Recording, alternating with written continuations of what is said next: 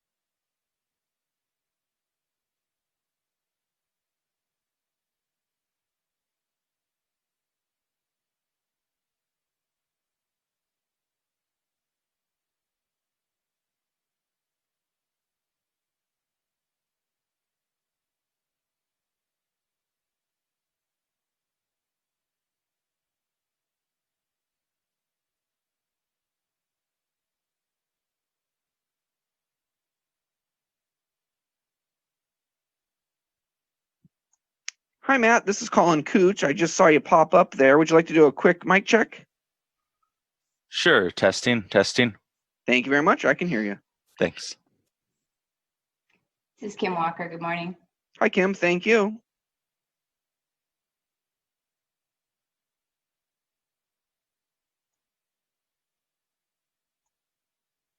Well, Marcella, I just saw you log in. Are you available to do a quick mic test?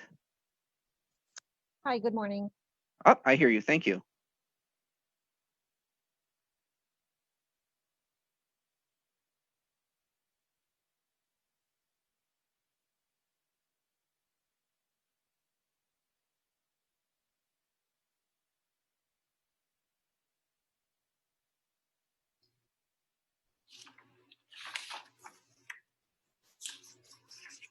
Hi, Supervisor Cortese. I can see you. Can you do a quick mic check?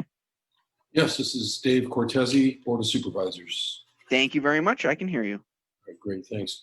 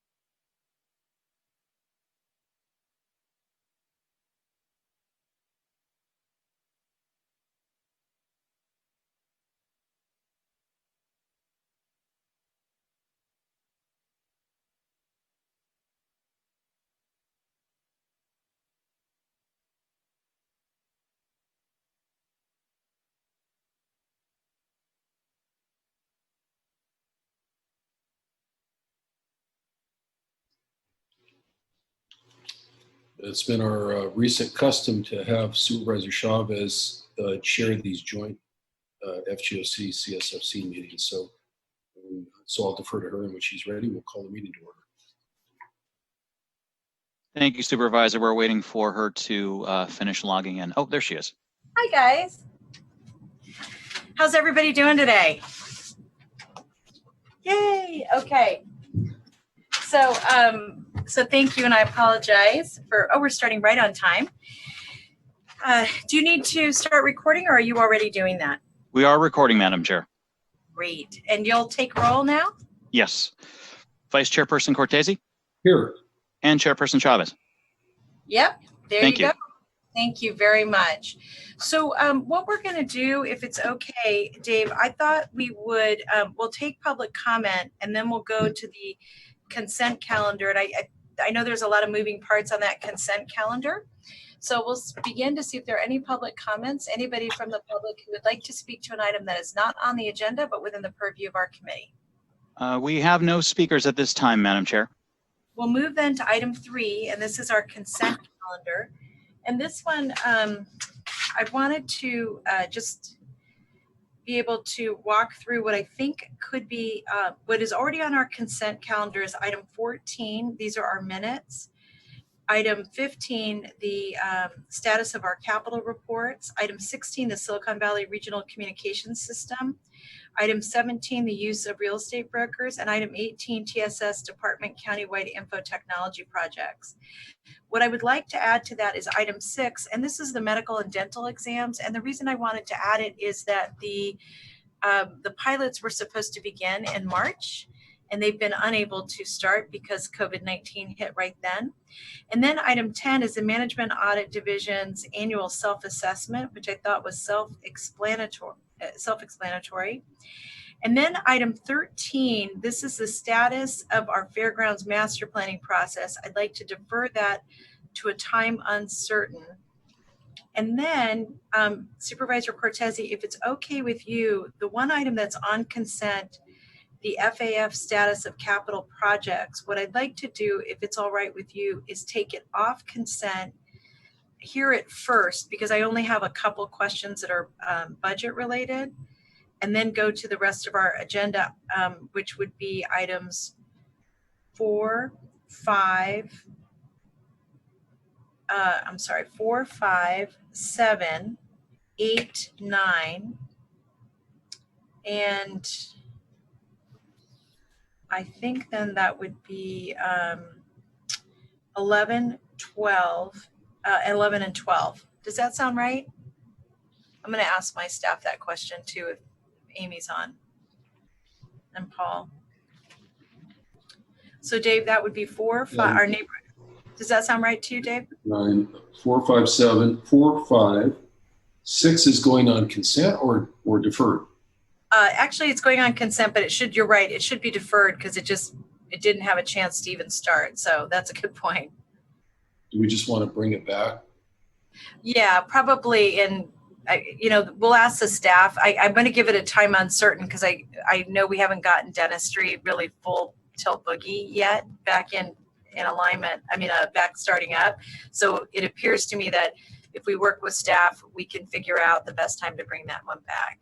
So basically, then we would receive the report on consent, but also ask for the report to be re-agendized through the chair. Yeah. All right. So that would leave then, 4, 5, 7, 8, 9, 10 would go on consent, 11 and 12 as the discussion items, and then 13 is deferred to a date uncertain also. Yes. And the only thing I would be pulling off is 15 off consent so we can hear it before item 4, because I just have a few questions, but I wanted to let everybody go who wasn't part of these other items. All right. So I would move the discussion items to be 15, 4, 5, 7, 8, 9, 11, and 12, with the other items having the disposition we discussed. And thank you. And my staff is suggesting that dental exam discussion come back in August. And I would say that's at least a touch base, but it's hard to know given that it's June and we haven't started. So we'll say August for now, but that date can be moved. Okay. And would that be a motion, Dave? It is. And that would be a second by me. And then let's see if there's any public comment on that item. Madam Chair, we have no speakers on that, but I believe Amy from your staff is available if you still needed her to speak. Thank you. Amy, did you have any other comments you wanted to make? No, that's right. Thank you. Thanks very much. All right, thank you. And Amy, I got your other notes, so thanks for that. All right, so then with that, we'll take a roll call vote. Vice Chairperson Cortese Aye. and Chairperson Chavez. Yes, thank you you. very much. So now we'll go to item 15, and this is the FAF status of capital projects. Status of capital projects. And I just had a couple questions, and I'm not sure who the right person to ask them of is. So if whoever that is could identify themselves would be great.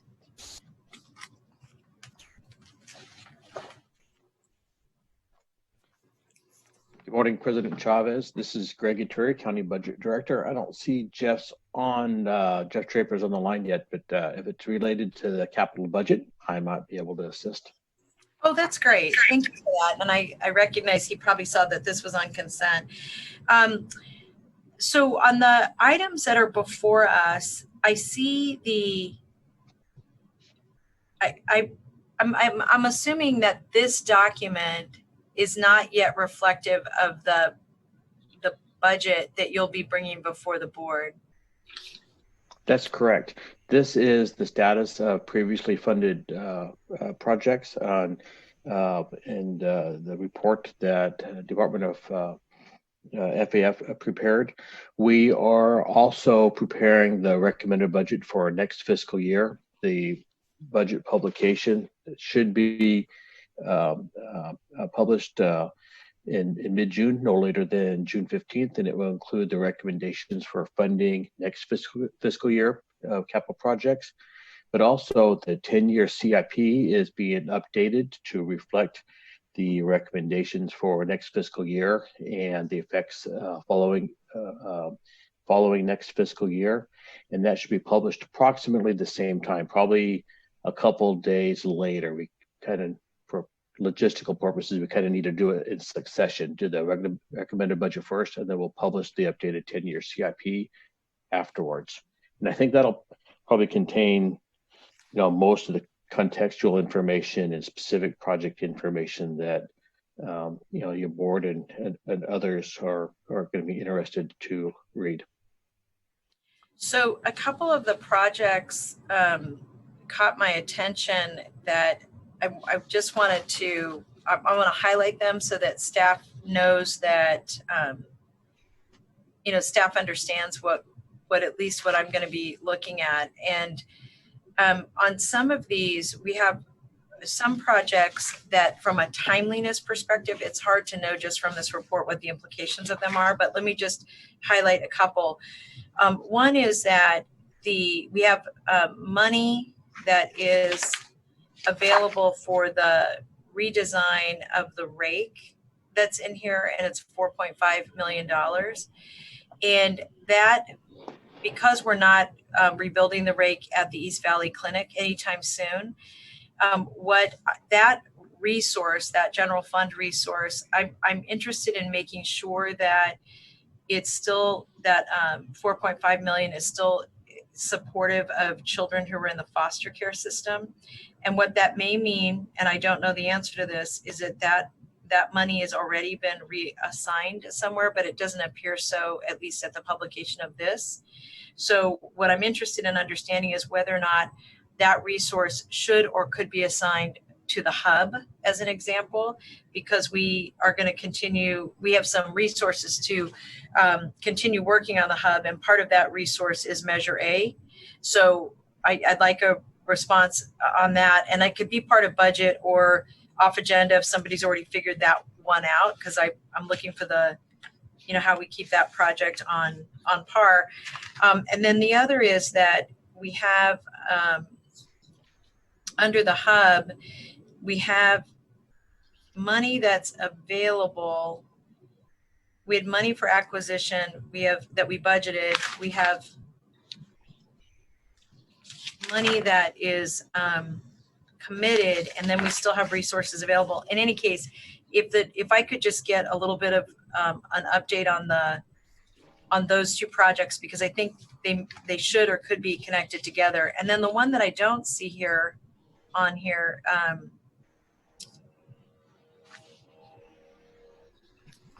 that let me just see, maybe I missed it. Let me just take a quick look.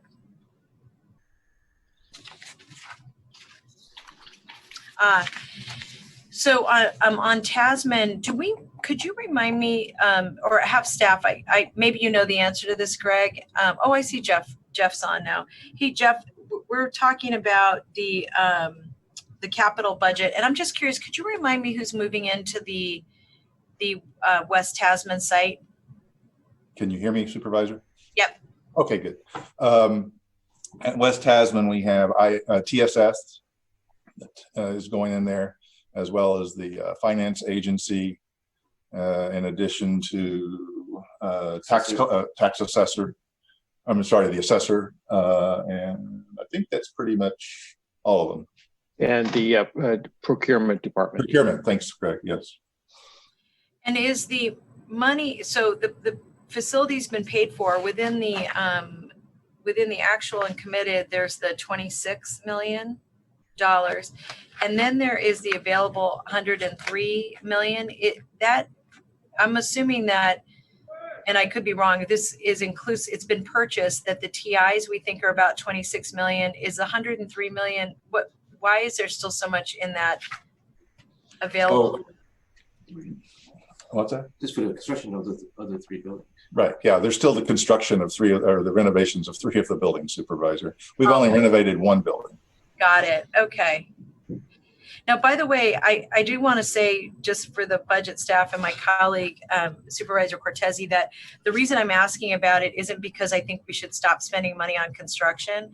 It is only to understand within the construction budget what flexibilities there are as we potentially need to reprioritize projects. And based on the slide that the staff showed us at the hearing on Tuesday, I was just trying to align what was in this document, what we heard on Tuesday, and what we'll be getting in the budget.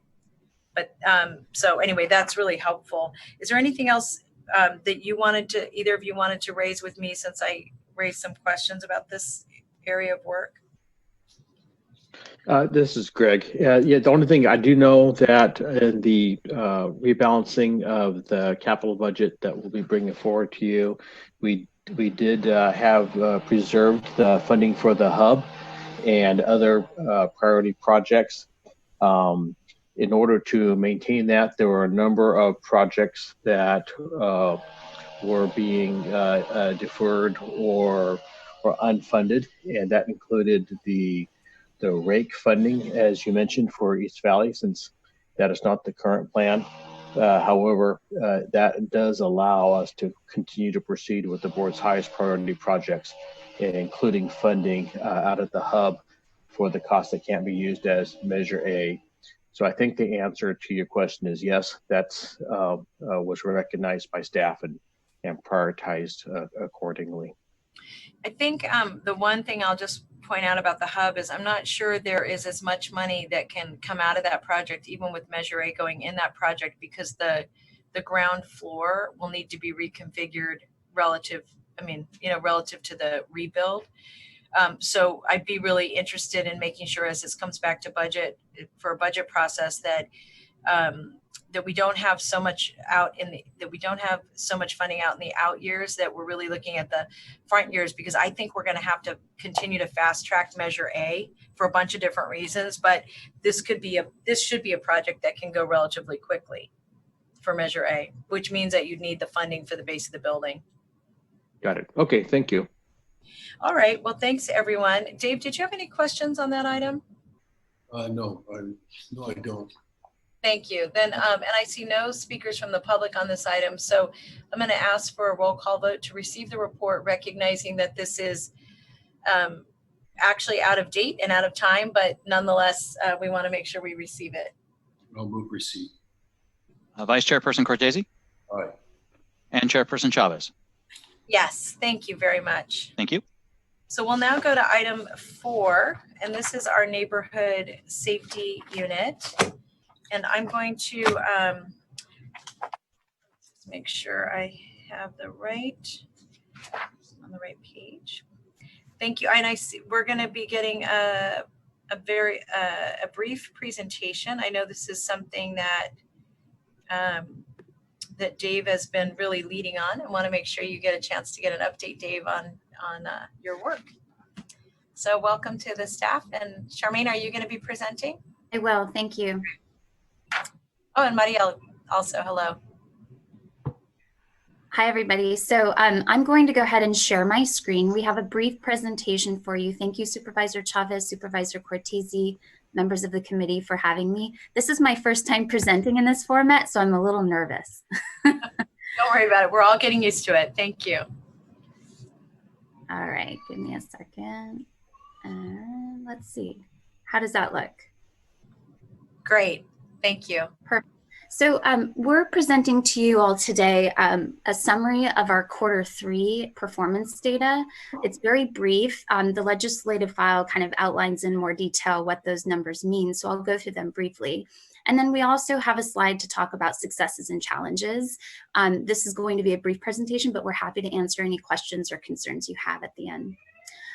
So for Q3, what we found, like many programs, is that our contractors have requested flexibility and extension on reporting out for Q3, Q4 because of COVID-19. So this data is not, it does reflect some flexibility, meaning that some of the data we would normally collect at the end of March wasn't necessarily included, but essentially what NSU is seeing, as we expected in 95122, because of the change in on-site resident services provider at the Valley Palms apartment complex, our activation work, our classes, our workshops, our various community events are lower than what they normally would be at this time of year, not just because of COVID-19, but because of the provider changes that we experienced during Q2. So you can see that we do have some improvement around this area. I think with the impact of COVID-19, we may or may not get up to our normal capacity of reaching 100% of our goals, but that's to be expected. And we've been doing online activities. We've been holding virtual leadership meetings. So there's a lot going on there, but that mainly has happened at the beginning of Q4. I'm going to move on to 95020. You can see that in this slide, most of this data reflects our Q1 performance. That's because July through September is one of our busiest months in NSU. All of our work in East Gilroy is focused on park activation and neighborhood safety. So we do attract large crowds, large amount of people to our events. And I've described these events in the past, but they include National Night Out, our Party in the Park series that ends in the end of July. It also includes all the leadership workshops, the skill building workshops that we have inside the park in the community center. So our work has been fantastic in this community. It continues to be really a great collaboration between the City of Gilroy, the South County Youth Task Force, our department, the county, et cetera. All right, so to our successes and challenges, I'll start off with our successes. One of the most, I think, impactful successes that NSU has had really since, in my opinion, since its inception, is the work we've been able to accomplish in partnership with Valley Palms Unidos. They were recently able to successfully advocate for some of their community demands, all of their community demands, in fact, to be included in the Tax Equity and Fiscal Responsibility Act hearing that was held on March 10th. With the city of San Jose. So what that means is that the owner of the Valley Palms apartment complex was seeking bond funding from the state of California to renovate the apartment complex. And in order to do that, they had to hold a TEFRA hearing. And through that hearing process, this resident leadership group was able to advocate and ensure that their demands were included in their regulatory agreement that is codified with the state. So this is a huge win for that community. It includes tenant protections, and there's lots of information in our report to describe that. But I wanted to point that out as one of our most successful events this year so far. In addition to that, we've been holding food and formula distributions in both zip codes. So most of my staff, including myself, are actively working in food distributions almost weekly. We do it 1 to 2 times per month in Valley Palms. And then in Gilroy, we're supporting Gilroy-wide food distribution capacities. So that's something that we've been pulled into pretty heavily. And we've also been able to establish outside partnerships to leverage those resources. So we're working closely with an organization called Empower and Excel, and they've been very helpful in getting formula distributions to Valley Palms and to South County. We continue our work with the South County Youth Task Force. This is something that we've been doing for a while and building their capacity. That continues, and it's been very successful, especially as we look at food insecurity in Gilroy in particular. Some of the challenges, as I mentioned earlier, the previous service provider at Valley Palms exited our contract, and so for about a month and a half, we did not have a service provider on site. That has resulted in my staff essentially staffing the on-site FRC, and that's been challenging because that's normally not our role, but it's a need right now in the community. In addition to that, of course, COVID-19 and school closures, that has affected our service contracts. We are being flexible, we're being nimble. We were able to make sure that the essential services we provide continue, but it took us some time to get there. And then food distribution in 95020.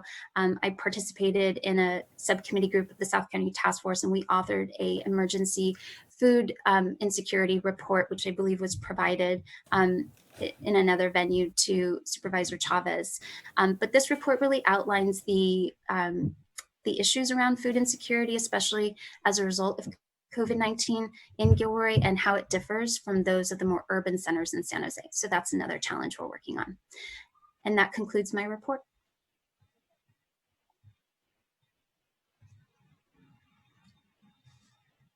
Supervisor Chavez, you're muted still, I think. Thank you. Dave, did you want to start? Yes, if that's okay. I really just have one comment and one question, I think, and that's the comment is thanks for empowering the community as much as you have. Using that TEFRA hearing as a rallying point was really good. It's certainly consistent with my philosophy of neighborhood empowerment and how to get people involved in local government, how to make local government feel like it's accessible to them and meaningful to them. Sometimes even just fighting to get a streetlight repaired is enough, to demonstrate to people that there's a connection there, and then that they have a right to make demands for the basic necessities and essentials that their neighborhood should have and their community should have. So I think that's probably the most powerful thing. I think you alluded to that you've reported on, over recent time. I'd ask a question, but it's really probably more of a suggestion, I'm guessing. And, to the extent I think our COO, I think Mr. Marquez is on the line. He may want to chime in on this if necessary. But in terms of COVID response, you're right in one of the zip codes that the Board of Supervisors has, and many of our community activists and leaders in the community have really been focusing in on over the last couple of weeks, and in part thanks to the fact that public health has released more data in terms of our experience statistically in infection rate and where the overrepresentation is. It seems like a great opportunity to utilize the sort of the human in the neighborhood organizing that you achieved in NSU. And I'm not suggesting that probation and that your cohort can do this on your own without support from public health, but it seems like a huge opportunity to be involved in ramping up, testing, but again, by engaging and listening and enrolling, neighborhood leaders, neighborhood empowerment, some of the parents that are working, their connections with, people that they were connected with when the schools were actually meeting. It just seems like getting that word out is important. We know it's important. I shouldn't understand it. Supervisor Chavez emphasized it at the board meeting this week. I have a referral coming next Tuesday to ask the board, for greater outreach resources. And so I'd like to hear your thoughts on it, Charmaine. I mean, if that's sort of physically possible out there, given, you and Marielle have been on the ground. And I appreciate Supervisor Chavez's mention of my leadership. I think I rolled the ball out there on the court, and you folks have been running the whole show out there ever since. I have to admit, we've been, other than my staff, trying to be as engaged as possible, of course. It's hard for the Board of Supervisors to drop down into a particular neighborhood like that and invest as much time as we would like. to. But Miguel, the reason I mentioned your name on this is because there was a little sentiment. I didn't bring it up Tuesday, but there was a little sentiment in the back of my mind as I was listening to all the great reports on COVID response Tuesday that we could easily fall into the trap, which has had some historical significance with the county of siloing. Here's one division responding to homeless, here's another division responding to homelessness, and here's yet another division responding to homelessness.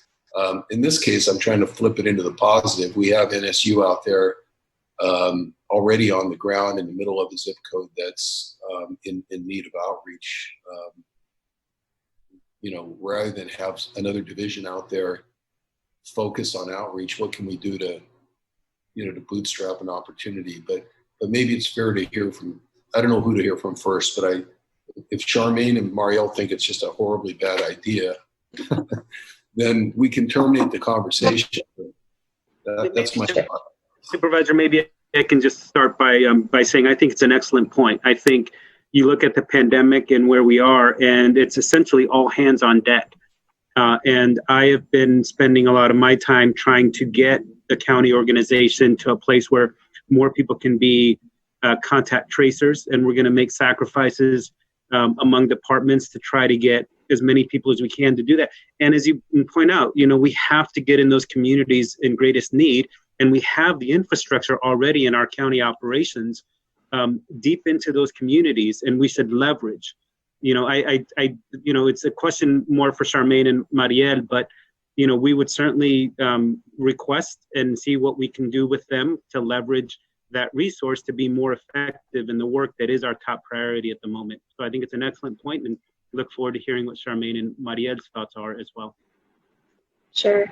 Hi, Supervisor Cortese. Thank you for the question. As you may not know, but I'm actually DSWing in the EOC 4 days a week.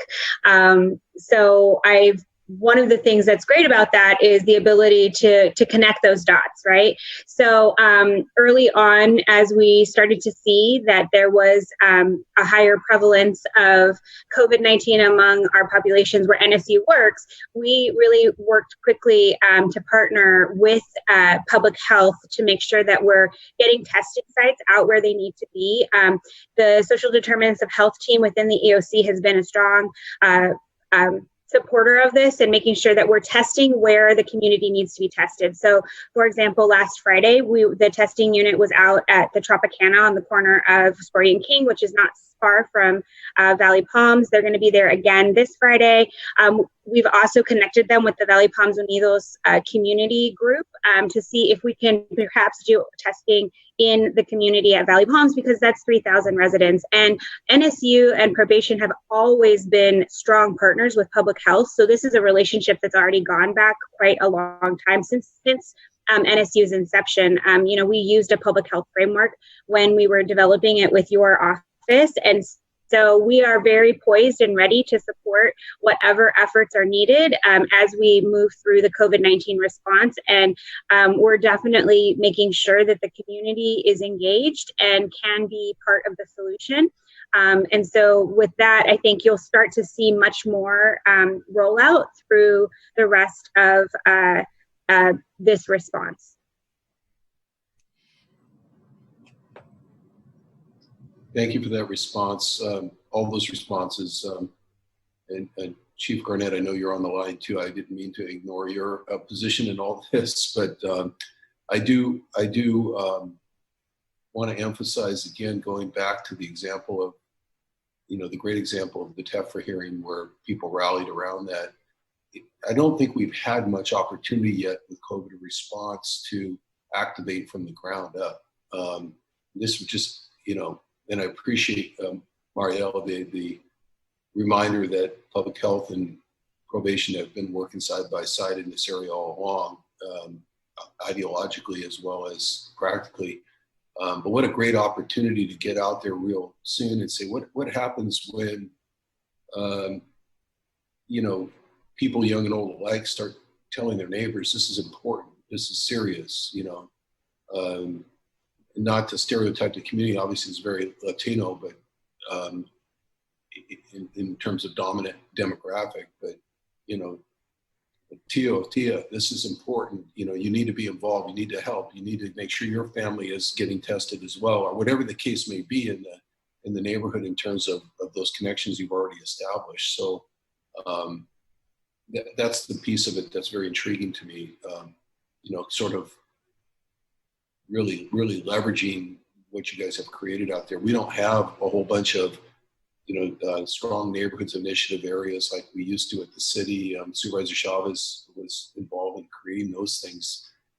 In this day and age, that would have been a perfect vehicle as well to get out into the community and use that neighborhood leadership. We just don't have that anymore. So this is perhaps a great opportunity.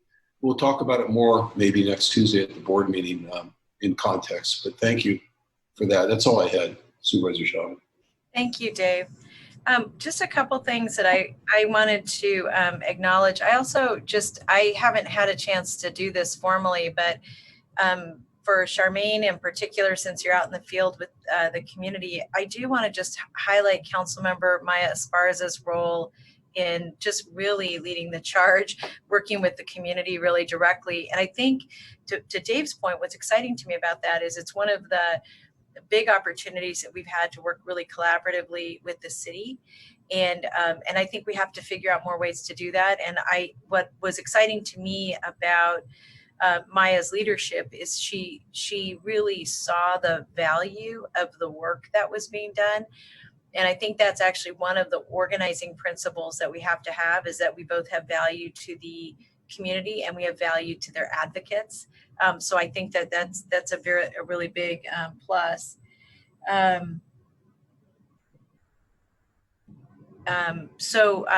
That's number one. And then number two, on the Empower and Excel program,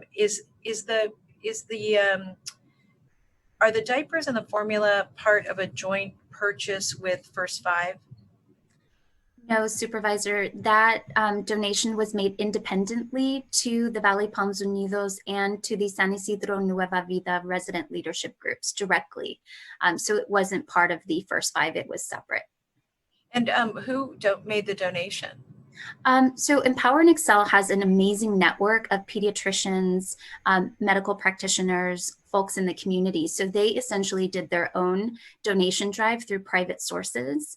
Wow. Collected those resources and then partnered with us to distribute those resources both at Valley Palms and at San Isidro Park. That is fabulous. I think, Charmaine, was that a connection made through Supervisor Cortez's office? Was. So Supervisor Cortez had, and Well, we hope the organization gets started. If you would have seen, it's amazing hearing you talk about an amazing network there, and it is an amazing network, but it started off with about 4 or 5 people a couple of years ago. We've all seen organizations, become really excellent organizations and grow like that over time. FYI, we have a modest budget inventory item for them. It had to be cut back a little bit with the cap, but hopefully they can utilize that to leverage some more resources for all of you. That's fabulous. The only other thing, 2 issues I wanted to raise, Miguel, one that you raised around the contact tracing, and then I want to come back to testing and contact tracing. And that is that I, for one, would be very interested in seeing how our departments are responding to the county's request for internal leadership on contact tracing. And what I mean by that is we put out a call to our departments. I'm interested in seeing how departments are responding to those requests. And I think what I would like to recommend is that when on next Tuesday, when we have our regular COVID update, I'd be interested in seeing who responded and by department, if that's something that you can put on a slide for us. We can do that, and it's a work in progress. Just as you were speaking, maybe a few minutes before, I got another department that just added 14 people to the list. So it's growing, and we can report back, at least as of the time, when we report back, but it's an ongoing process. Yeah, and I think part of what I want to make sure the departments understand is that as a community that it's not just the internal part of the organization that's observing how people are stepping up. It's the elected leaders as well as the community, which is partly why I'm asking the question. Yes, I appreciate, we agree wholeheartely, and we appreciate the support the board can give to those efforts, because we really need to ramp up ASAP. Yeah, like yesterday. And then on the testing issue, one of the things that I know we have Christopher School doing testing, and I more just wanted to say this, Charmaine, to you and others who are on the ground, that what the internal team I know is trying to figure out how to do more mobile units and make those more available. I think what would be helpful for us is what you're learning on the ground around why people will or won't be tested. And I feel like we have a little bit of a cultural issue here. I don't mean like with people of color, and like, look, people want it to be easy, fast, and they don't want it to hit their brain. I mean, and frankly, the early reports, when everybody was paying attention to the press, we told people three things: only get tested if you're symptomatic, the test is uncomfortable, and here are the places you can go to get it. And now we're trying to tell people everybody can be tested, the test isn't uncomfortable, and here's the places that you can get it. But the places that you can get it almost all have you require to have an appointment, and almost all of those appointments need to be done online, which is crazy if we want everybody to get tested. So that is a long way of saying that. I think on Friday, I know the mobile unit will be at Tropicana, and I know that the health department, the public health department, is working with the San Jose, the Peace Project, which I think is great. But I also just want to say that there's this level of deliberate moving forward, and the world's going to pass us by while we're deliberately moving forward. And what we've seen on the East Side is, especially for those of you who work in it, what I'm about to say is accurate. We don't have a lot of people wearing masks. We have businesses that are open in spite of us saying they shouldn't be. We have all kinds of businesses open. And so the train has left the station. And part of the reason I requested resources for 200 promotores is I think the only way to communicate with people is going to be face-to-face. I think it's for our communities and lower income communities. I think that's the only thing that works. I also think it's a great way to get people back to work. That is a long way of saying for you, what you hear on the ground, I want to make sure that Dave and I get a chance to understand that. So as we're pushing for resources in particular areas, that we're really hearing from the community.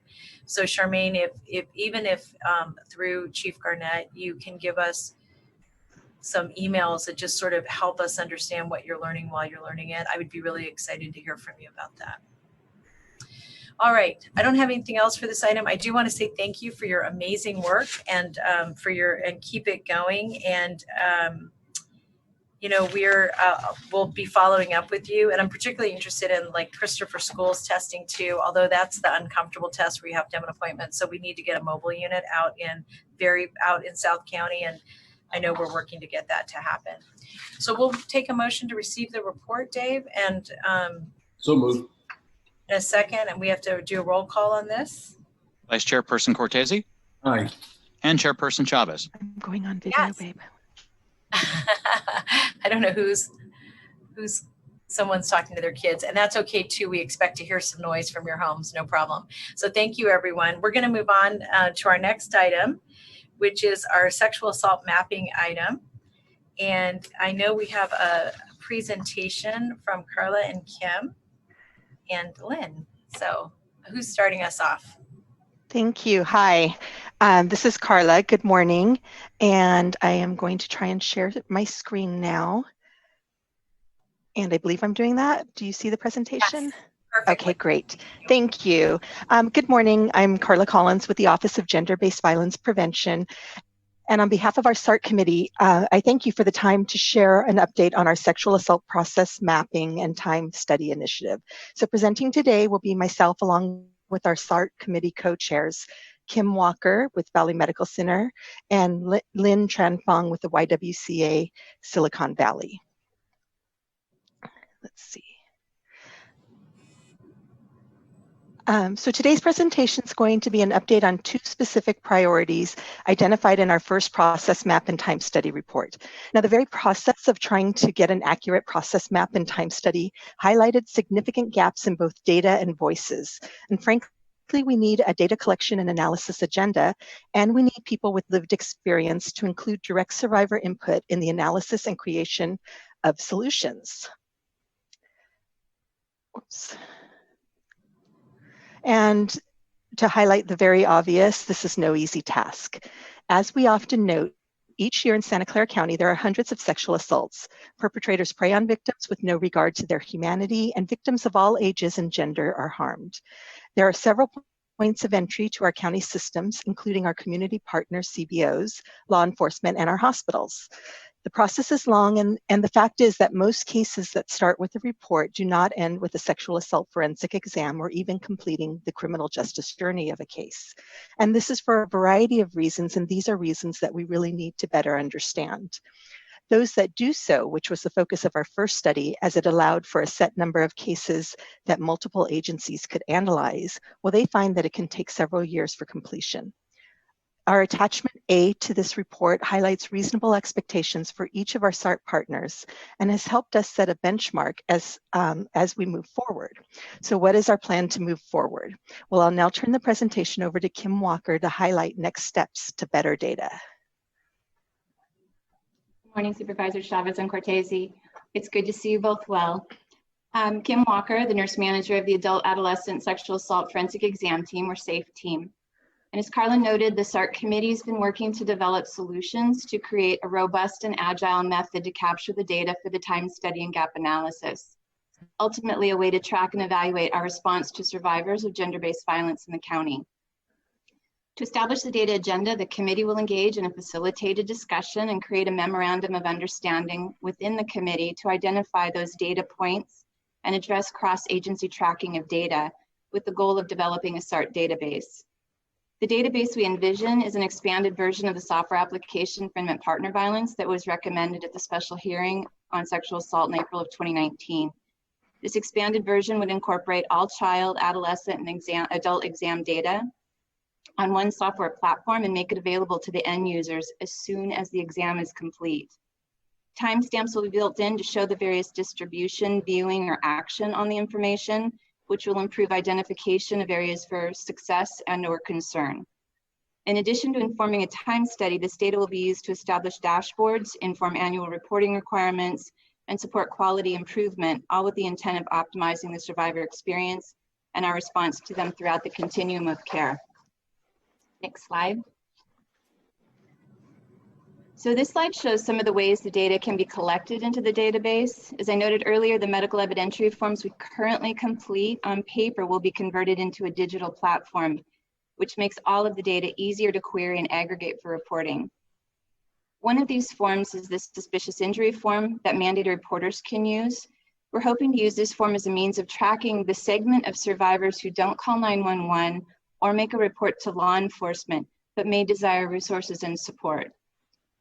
SART partner agencies will also input information into the system to assist with uniform data collection, an important step in identifying where service gaps exist and where the data is missing. The scoping process will aid in aligning agency data needs and improve the data available to the end user. Next slide. So the SART committee's identified several benefits and challenges in establishing a database like this. For instance, benefits would be the notification capability, simultaneous cross-reporting, ensuring referral to services, providing client support to meet self-sufficiency, feedback mechanisms for healthcare providers that create a report, shortening response time and improving progress of the case. Challenges can include, well, for instance, the data is both legal and medical, so there are going to be multiple challenges around that. But who will host the data? Access to the information will vary by agency and determined on a need-to-know or right-to-know basis. We will honor and must honor all privacy and HIPAA laws. There are going to be ongoing costs associated with this. And then with a 9-month development and implementation, and training of the staff. It'll be a short turnaround time for go live, but it's doable. So with all of this in mind, the early next steps of a scoping process for this database will include robust vetting by appropriate departments to ensure that any information that's shared follows the laws and strict rules for privacy. Some of these will include the county's Office of Privacy, Public Safety and Justice Executive Committee, the County Council, and members of the hospital compliance team. So I'm now going to turn this over to Lynn to highlight how we outreach and engage survivor voices. Thank you, Kim. Good morning. This is Lynn Tran Fong with the Crisis Intervention Team at YWCA Silicon Valley. Survivor voices are critical in the process of uncovering barriers to service. And we all know that. The SART committee knows that we can troubleshoot how to measure flaws in our processes and still not know the actual problems if we don't ask those most impacted. This is why we are also proposing a multi-layered plan to garner survivor feedback. The first part of our plan involves engaging survivors regarding their experience in and out of systems. We will develop and administer a survey to gather quantitative feedback. The survey will be easy to read, available in multiple languages, and distributed with ease of access and inclusivity in mind. Questions will inquire about a broad spectrum of service engagement, including criminal justice, social services, and community-based services. This is because we know that survivors engage with and are impacted by a multitude of systems, not just criminal justice, and we want to push for an increase of support wherever it is needed. We will also concurrently hold a series of focus groups to gather qualitative feedback on gaps, challenges, successes, and recommendations for improvements. This will allow survivors to share the layers of their experiences that might not be captured in a survey. Again, accessibility is a priority for us. We know that it may be hard for many folks, especially those with families, to carve out time to participate, so we plan to provide participants with cash stipends, childcare options, and food during the activity. All participants in the survey and focus groups will be anonymous, but there are some parameters around participation.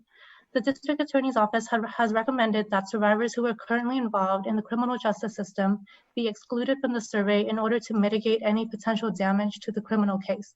This applies to anyone with an ongoing criminal case. Anyone who has not reported or has had a criminal case that is closed may participate. The committee has also decided to limit the focus groups to survivors who are not currently involved in criminal justice and civil court systems in order to minimize survivor re-traumatization. The Office of Gender-Based Violence Prevention is currently in the process of procuring contractors who will work with the SART committee to develop the survey and focus group questions. These contractors will also survey SART representatives on what we perceive are barriers to survivor engagement.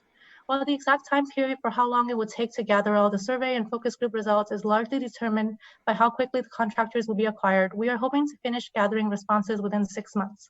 We anticipate that by the end of the next fiscal year, so June 2021, the SART committee will have a detailed plan to address the recommendations that came out of the survivor input. Finally, concurrent to all of this, we plan on providing training and support for the development of a survivor advisory council so that survivors can utilize it moving forward to surface needs and recommendations regarding SART partners and county system.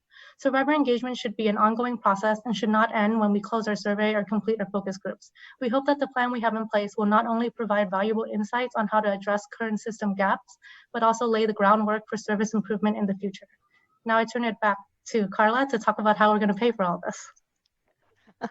So a big part of the office mission to disrupt the cycle of gender-based violence is to strategically fund efforts around IPV, human trafficking, and sexual assault.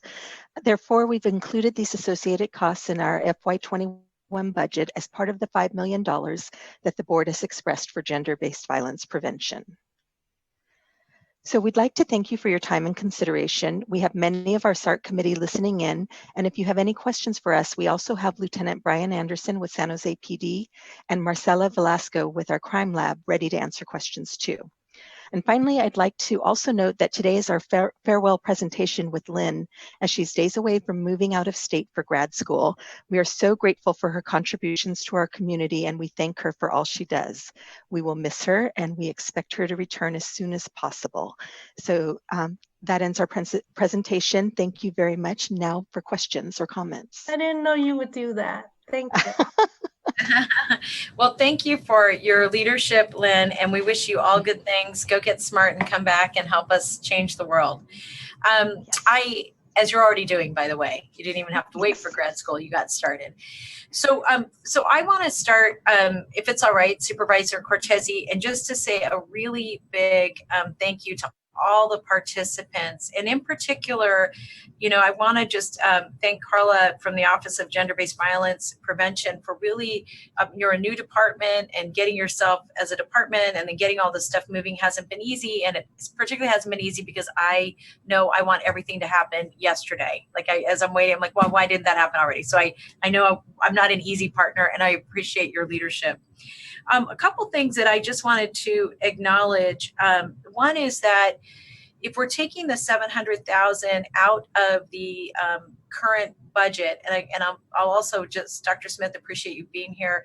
I want to make sure that that money stays within the pool of ongoing activities. And if what that requires is, for example, if we need a mechanism for continuing to gather data and to do research, if we want to make sure that money is tied on it's not a one-time thing, but it's really a core part of the work that you're doing.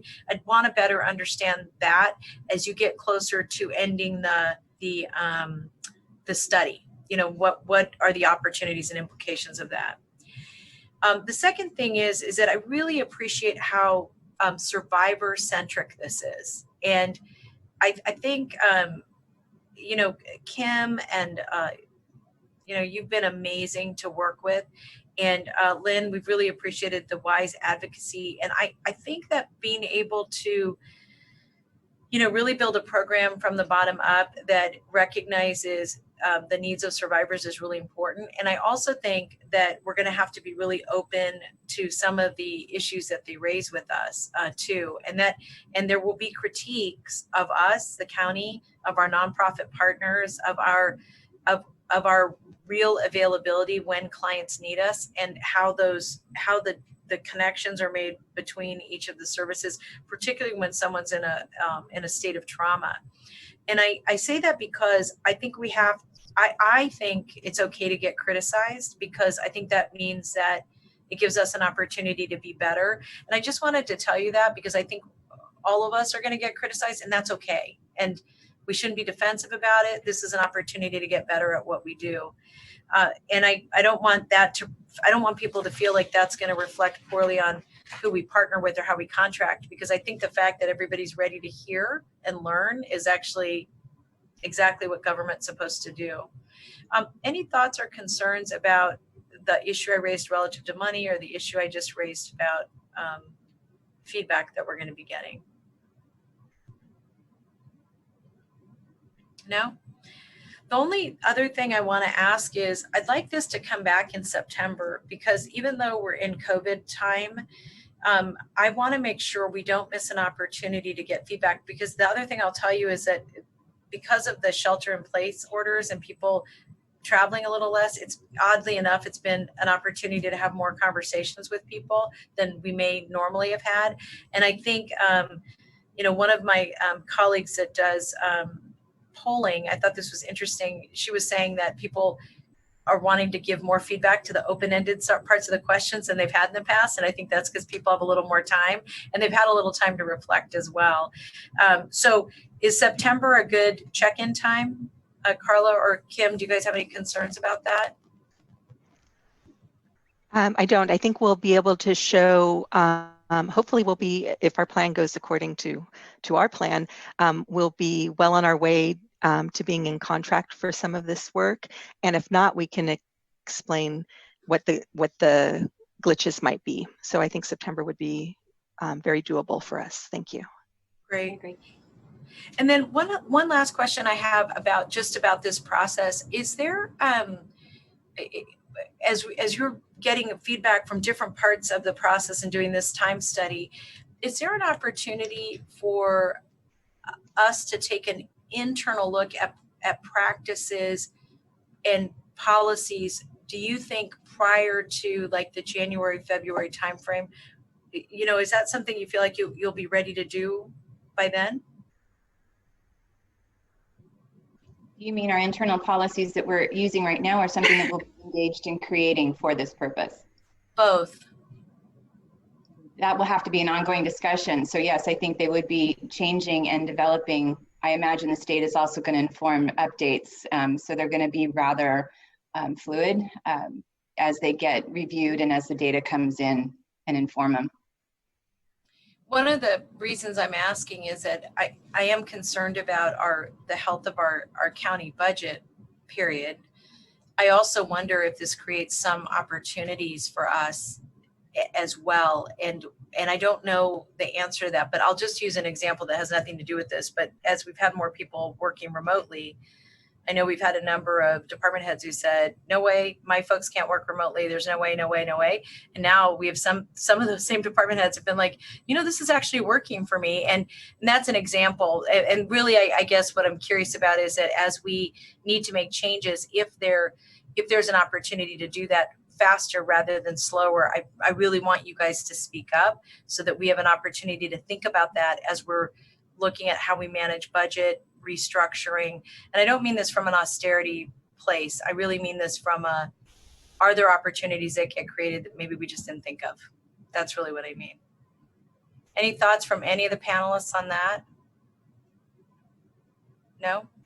Okay. I think I'm not going to be there, but I do think that as we're exploring the data plan and particularly data collection, there's going to be so many opportunities for folks to be more aligned with how to collect data and what are some things we need to flag for ourselves on an ongoing basis. So I think there certainly are going to be a lot of opportunities for internal changes and internal developments.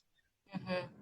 And then I think, and Lynn, you raised a good point. I think one of the issues that I'm most concerned about is culturally, how do we learn how to respond more appropriately? And I mean that in the sense that I don't think we know as service providers always how what we say to somebody dramatically impacts what they say back to us, whether they report, whether they choose to get a SART exam, there's like a whole series of cultural changes I think we need to make. And I know we often look at the police departments for that, but I don't think it's just police. I think it's the way we handle people medically too.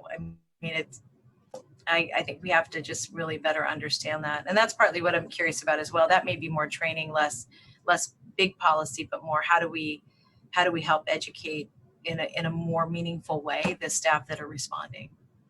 I think it's very difficult for us all to understand why people react the way they do, why they, when you're traumatized, why you think the way you do. So anyway, I'm hoping we get a chance to get into that softer stuff too. And again, I think it's along the continuum. It's not one. It could be the way you answer the phone when someone calls scared, right? So, okay, with that, let me just say, if there are no final words from the panel, I'm going to say a big thank you. We don't have any public comment. Supervisor Cortese, do you have anything you want to add to this? Only that I'm extremely supportive, obviously very important work, and I certainly appreciate your leadership and not only bringing attention to this, Carla's leadership and her team in terms of moving it forward as aggressively as possible. So that's all I have to say. I'm happy to move receipt of the item and move the item forward. Great. I'll make a second to that. We'll have the check-in in September to see how things are going. And let me thank all the panelists for all your good work. You have hard jobs and I really appreciate it. And Lynn, I am sure you will go forward and make us very, very proud. So good luck with all you're doing. Roll call, please. Vice Chairperson Cortese. Aye. And Chairperson Chavez. Yes, thank you very much. All right, so we're going to go on now to item 7, and this is about our social services website. And I apologize that I don't know. Patty, are you presenting on this item? Yes, I am. Good morning. Thank you. Thank you, Supervisor Chavez and Supervisor Cortese, for allowing us the time to present. We are excited to report that we will be launching our new website June 4th.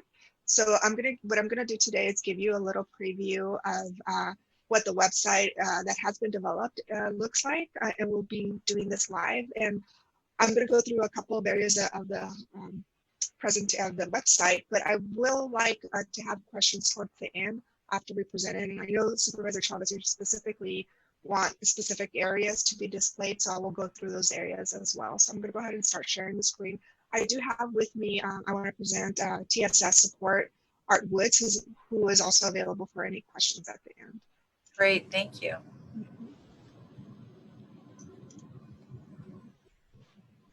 So here, hopefully you guys can see my screen well. Yeah, we can. Thank you, Patty.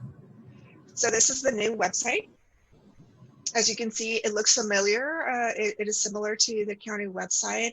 We do have a lot of new functionality, and we try to make it easy to read and easy to use for the public. And this is our homepage.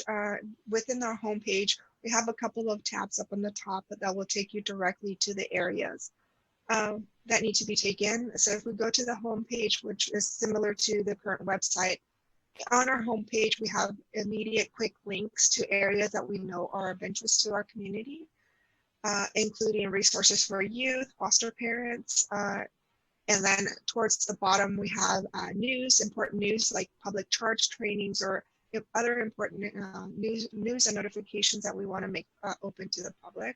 And then further down the screen, we have external resources to be able to connect our community to other resources outside of SSA. And as you can see, there are hyperlinks that will directly take you to those websites. Going back up on the top on this website here, we developed this how do I, and we felt this was important in order to make it easier for people to access needed services. And within this webpage, you'll see we have broken down by areas of that might sound familiar to you, like the healthcare coverage. It references the Medi-Cal, food assistance, CalFresh, financial assistance, it will be CalWorks, and general assistance as well as employment services and other support. You will see further down, we also have a quick link for support services for youth and families, specifically our K-aged youth, which you can also access in various areas within the hyperlinks up on top. As you can see, as I hover over some of these links up above, it brings out a summary of other items available within that. For example, the food assistance tab will send you or give you information about CalFresh information and help you buying groceries, and a lot of information attached to that.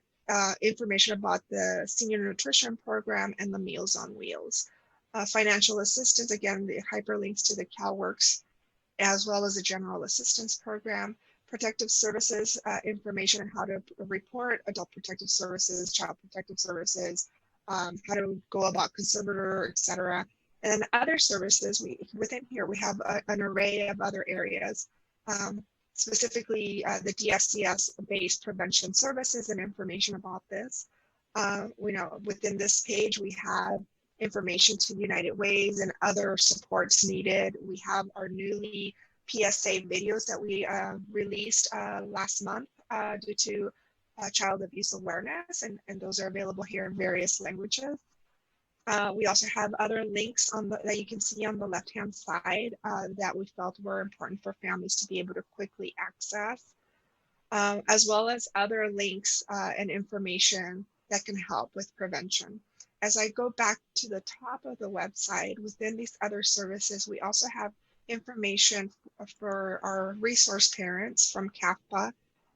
As you know, recently we also put up the webpage and information available for our summer youth program that CAFPA is supporting us with, and you will find that with a quick link on the side on the right-hand side. But here is the main web page where you can see, where families can see who's eligible, who can enroll, as well as other information that will support them with other camps and summer activities for the foster children and children in general out in the community. In addition to other services in this tab, we also have, the page specifically made for the transitional age youth services. Here they will be able to find a lot of support that they might need within the quick links here on the right-hand side. If they're looking for more information about what transition age youth is, they can quickly look at that and click on that, and it will give them all the information and scroll down as to what they're eligible, what is provided within the TAY services program, their eligibility, and a lot of other information regarding this program, as well as other information like the independent living program, housing services, career development, all the items that they might need for support and they might think of, and as well as the contact information if they need to contact somebody within our agency. And then the last tab is, of course, specific information about our entire agency, our story, as well as information for each department that if you go and click there to that department, you'll see a lot of familiar information, the mission, vision, but as well as other materials that you currently see in our public website. Fact sheets that you are familiar with that you receive on a month-to-month basis or every quarter. The reports are here for public viewing as well. And with that, I'll go ahead and stop sharing here. And if you have any questions, Supervisor Chavez, Supervisor Cortese. Thank you. I first of all, I'm really excited about it. It looks fabulous. Just a couple of areas that I'm curious about. If I'm a parent who just lost my child, or my child's now in the foster care system or at risk of being in the foster care system, where would I go to get information there about DAC or other, like what my rights are, understanding my role? So that is a good question. As you know, the DAC program is still under development. It's still in the works, but once that is actually outlined and moving forward, we will probably have that in the homepage so it can be easily accessible. Right now, it's not there.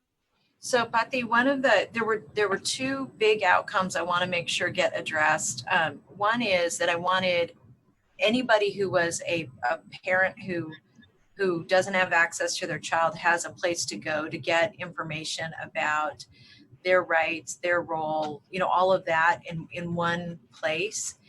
And then the second was that for foster parents, that they would easily be able to access what programs were available for their kids, irrespective of age. So if I'm a foster parent, like what's my button to push there? And I really like, and CAPCA is a great subset of that. But what we want to make sure is we're being enormously transparent about resource availability. And part of the reason I was hoping for that too is that I think it will help us get feedback from people about maybe gaps where we're missing or how easy it is or isn't to access the actual services that we think we have. So from a content perspective, we really need to make sure there's a portal for that parent, and there's a portal for the legal parent as well as the foster parent. And then if you've adopted children, you've already done it and you're partnering with us. If there are other resources available, we just want to make those super clear for people so they know, and frankly, I think so much information is mouth to mouth that it's not accurate. And I think it creates, some consternation between us and the families because of that lack of clarity. Yes, I agree. And to answer your question about the foster parent and support for them, here on the home page, as you can see, as I scroll down, you'll see a hyperlink here, resources for youth, families, and older, foster parent and support. If they click on here, it will take them to a web page where they can see what support and assistance is available. Hyperlinks to those supports on the right-hand side, but as well as other descriptive information about what services that DFCS provides and the assistance that they provide, trainings, as well as how they can contact DFCS to further support them. Most frequently asked questions are also here for them, based on group meetings that they've had from resource parents. They develop this family resource frequently asked questions, so they can actually even look in here to see if questions that they might have already been answered before. Got it. Well, I think so. Maybe the way for us to think about this is that if we can have a button that, because I think having it under services for children and youth make it sound like our summer camps. We want to be able to say, you know, if you're a foster parent, click here. You know, I would just take a look at restructuring that a bit so that parents who are our parents have access. Because the way this is structured, I wouldn't have known necessarily that as a parent of a child that's in our system or a foster parent, that these are services for me. And what we're kind of trying to do is wrap our arms around the people that are helping us or the families that we're trying to do reunification with. And so that's why I just think it would be great to make sure we have a very specific portal for those communities. And then pardon me, go ahead. I will definitely make sure I'm taking notes for that, and it might not be released by June 4th because, as you know, we've already frozen the development of this to be able to release it. But we are discussing about how to make other improvements to this website that we already have in mind. And then the other question I have is for the foster youth themselves, could you go back to how would a child, like the transitional age youth services and programs, that's the kid button for us? Mm-hmm. Yes. So if you go from the home, there's different ways you can access, the youth can access. They can quickly do it by how do I, or they can go and look at this and say, okay, I fall as a transition age youth. I want to see what services are available. They can click on that hyperlink there, and they'll have all the information as well. Okay. So a lot of the layers that you see here, they have different access points. You know, they can be easily accessed at the home page, or really it depends on your level of technology use. You know, you can, if you know how to search websites really quick and you want to do that, then you can quickly search how do I do, or how do I find something, that they can type it in here, or they can quickly expand. For example, if we're looking for supports for youth, we can look at all the different programs that are within the transition age youth here. And you saw me previously just click on the hyperlink on the homepage. That will take me to that same information. Mm-hmm, mm-hmm. Great. And, we'll get more feedback once it's up too, in terms of how people use it and all that. So fabulous. Definitely. Good. So Dave, did you have any comments or thoughts on this? No, I'm fine with the presentation. Thank you. Thank you very much. So yeah, let's look at ways just to make sure the foster parents and our parents of children who are in our system understand where they go and how quickly they can access it, that we have a full panoply of services. And I know eventually the portals will work where we can deal with issues around medication and all of that stuff. And then the other thing, Patty, I'm curious about is if when it goes live, we can send the update to CAPCA and have them send it out to their members to get their feedback on, on how user friendly it is, because they know our system better. And if they can navigate it, then we know we're in good shape. If they have a challenge, then we know we need to take a look at it, just because they look at our stuff quite a lot. And then the other is I would ask the hub kids the same question. See if it, get their thoughts and let them know that one thing I know about websites is their work, they seem never to be done. They're like just like a multi-headed animal or something. They just keep growing back. And so we'll keep getting feedback from them. And I'll look forward to seeing the big launch too. So thank you for all your good work. We have no comments from the public and no other comments from the board. So I think on this, we're just receiving the report. And Supervisor Cortese, if I could have you make a motion. Move to receive. I'll second that. We can do a roll call. Vice Chairperson Cortese. Aye. And Chairperson Chavez. Yes, thank you very much, Bob and Patty. Thanks. This is very exciting. All right, so we're going to move to item 8, and this is a verbal report from our director, our SSA director. Good morning. Thank you for the feedback on the website, and I absolutely agree. This is our starting point, really, at this stage. What's important for us at this point is to take all the development work that has happened to date and get it in front of people And that's, I think, having actually experienced it will give us a lot of feedback of what's working and what isn't working. But we also acknowledge there's a lot more information that we'll be able to tuck into this as we move through it. Just wanted to take a moment to talk a little bit about where we stand in terms of the May revise and the impacts on the social services agency, as well as just the safety net in general. I really, I know there's been a lot of conversation and you've already had a lot of information presented to you around the budget.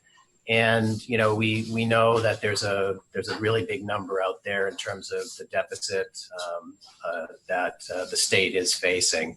But what I wanted to do is at least try, in the context of our safety net, is to take a glass half full approach to what we have learned around the budget. And that, primarily relates to, I think that the governor really tried very hard to preserve the social safety net to the best ability that there is. We've seen some pretty dramatic changes proposed in the May revise. And what I would say is, at least from our perspective, while we have impacts, they're not to the extent and degree that some of the other programs are impacted. We've seen some dramatic cutbacks on the Medi-Cal services side, walking back of some of the efforts around homelessness, issues that are very important and affect who we serve. But in terms of our core mission, what we're seeing is an impact that at least preserves a lot of the program level benefits in many of our programs, and holds most of our support funding and our administrative funding flat, or even in some cases there are slight increases to that. So to that end, just going through the programs quickly. On the Medi-Cal side, for funding for the county operations for eligibility, the May revise included approximately close to $13 million in a general fund augmentation.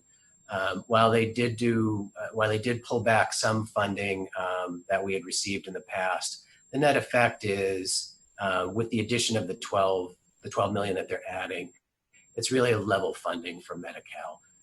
So we know we're seeing a greater need there. We're seeing greater caseloads, but at least we're not facing the pressure of having to cut back on staffing levels to meet that demand. It would, of course, be nice to see funding match an increase in proportion to what caseloads increases we are seeing. But at a minimum, at least what we know is our operations as we see them today will be able to be sustained, at least for the near term. On the IHSS side of business and the adult side, in general, our administrative funding in those programs are level funded once again. So there's potential for some trigger cuts in those programs, and obviously restoration of those funds, but generally the administrative funding for IHSS remains flat. There is a cut to the IHSS program, and that's a 7% reduction in the number of hours that IHSS beneficiaries can receive. And that's really consistent with what was happening during the recession. So that's consistent with those levels. Recently, the 7% reduction was restored, and what the May revise does is goes back to the level that we had been experiencing through the recession up until approximately 2 years ago. On the CalWork side, there was a fairly significant increase in our single allocation to address a number of needs. That's obviously the benefits piece of things. That's our eligibility determination, and a good size increase on the employment services side, recognizing the need for reemployment services. What we do know is that across the board, there are impacts to childcare, And there's across the state, there's a $13 million reduction on the stage 1 childcare for that program. There are cuts to the program, ones that we feel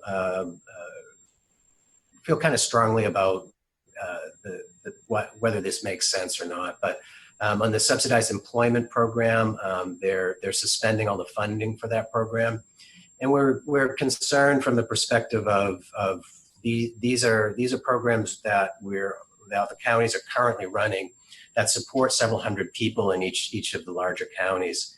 And this maybe isn't the best time to be cutting back on resources that support employment. So that's one area that we're focusing on in particular, and I'll touch on in a second around those efforts. Home visiting program is reduced by $30 million in CalWORKs. There is elimination of funding for some outcomes and accountability. This is really administrative work that had happened, and this is really just the putting off of that effort for a time where that's more appropriate to begin those efforts around CalWORKs outcomes and accountability. Childcare, I know there's association. We're not directly responsible for that, but again, there's 10% rate decreases and lower caseload assumptions for stages 2 and 3 in CalWORKs also that we're going to watch closely. On the CalFresh side, there's an augmentation of about $80 million to support the CalFresh administration. The benefits remain whole. We don't have control over that. That's comes directly through the federal government. So benefits will remain the same. The state's putting forward $80 million in increased administrative funding to meet the increased demand. Once again, while we know our caseloads are increasing 30, 50%, overall, the level of funding increase is nowhere near that order of magnitude. But nonetheless, we're still happy to be able to see some level of increase to support the ongoing work that we know we'll be facing. There's continued efforts in relief on supplemental nutrition, food distribution programs, and continued seeking of relief on our able-bodied without dependent children program, where we as a county have had to implement changes to that group almost 2 years ago. So the state is working on waiving that population once again as we look at deeper, asking the feds for that as we look at deeper unemployment numbers. On the child welfare side, again, the overall funding, for administering the program remains relatively untouched. There are small changes that are being proposed, not to diminish the impact of them, but in terms of order of magnitude, it at least keeps the core of the funding available to run the programs. There's an elimination of what's called the Family Urgent Response System. That's called FERS. You may have heard that, I think, in Greg's budget presentation, is proposing to be eliminated. There's elimination of foster family agency rate increase that have been proposed for social work staff. There's elimination of funding for the nurse pilot program in some of the counties, and a withdrawal of some of the investment that the state have been making in our training systems that we do for our 4E piece. We also know that it proposes new reductions in foster care rates, 5% reduction to the short-term residential treatment program, and also elimination of levels of care for rates 2 through 4 in the foster care system in AAP and KIN-GAP rates. On the level of care piece of it, those were things that were in process of being brought up and implemented. So it's not that that's a direct cut in services. It just means it's a delay of bringing up those levels of care. But I think, as we've talked through before, rate cuts to the STRTP levels, while 5% is relatively modest, there's already been great concern and conversation over whether the rates to date were really sufficient. So that's an area I think that there's a wide array of constituents who I think are voicing concern around that. And a couple last things on on SSI, the supplemental security income. What the May revise does in this case is it does pass through the federal increase that recipients would be receiving, but what it does do is not increase the state supplemental grant. So in essence, it just means the grant levels will be held level, and the state will absorb some of the federal cost of living increase. I think other good news is just on some of the wage and tax credit and the earned income tax credit work that had been done over the past few years. To expand that is once again maintained so far as part of the May revise conversation. So we're again pleased that some of these early activities were preserved. The one thing I wanted to mention in terms of concern, an area of concern, is really just part of our funding, comes through two sources of realignment. That's the 1991 alignment and the 2011 alignment. And each of our programs received some of that funding in different ways. Child welfare was realigned more in the 2011 realignment, and the constructs there are a little bit different than the 1991 realignment. What we know is the state is estimating in our current fiscal year that there's approximately a 12 to 13% reduction in both of those year realignments, and that they estimate that due to the economy kicking back in, there'll still be a deficit in that funding in the upcoming fiscal year, but it'll be roughly halved because they're anticipating revenues come up.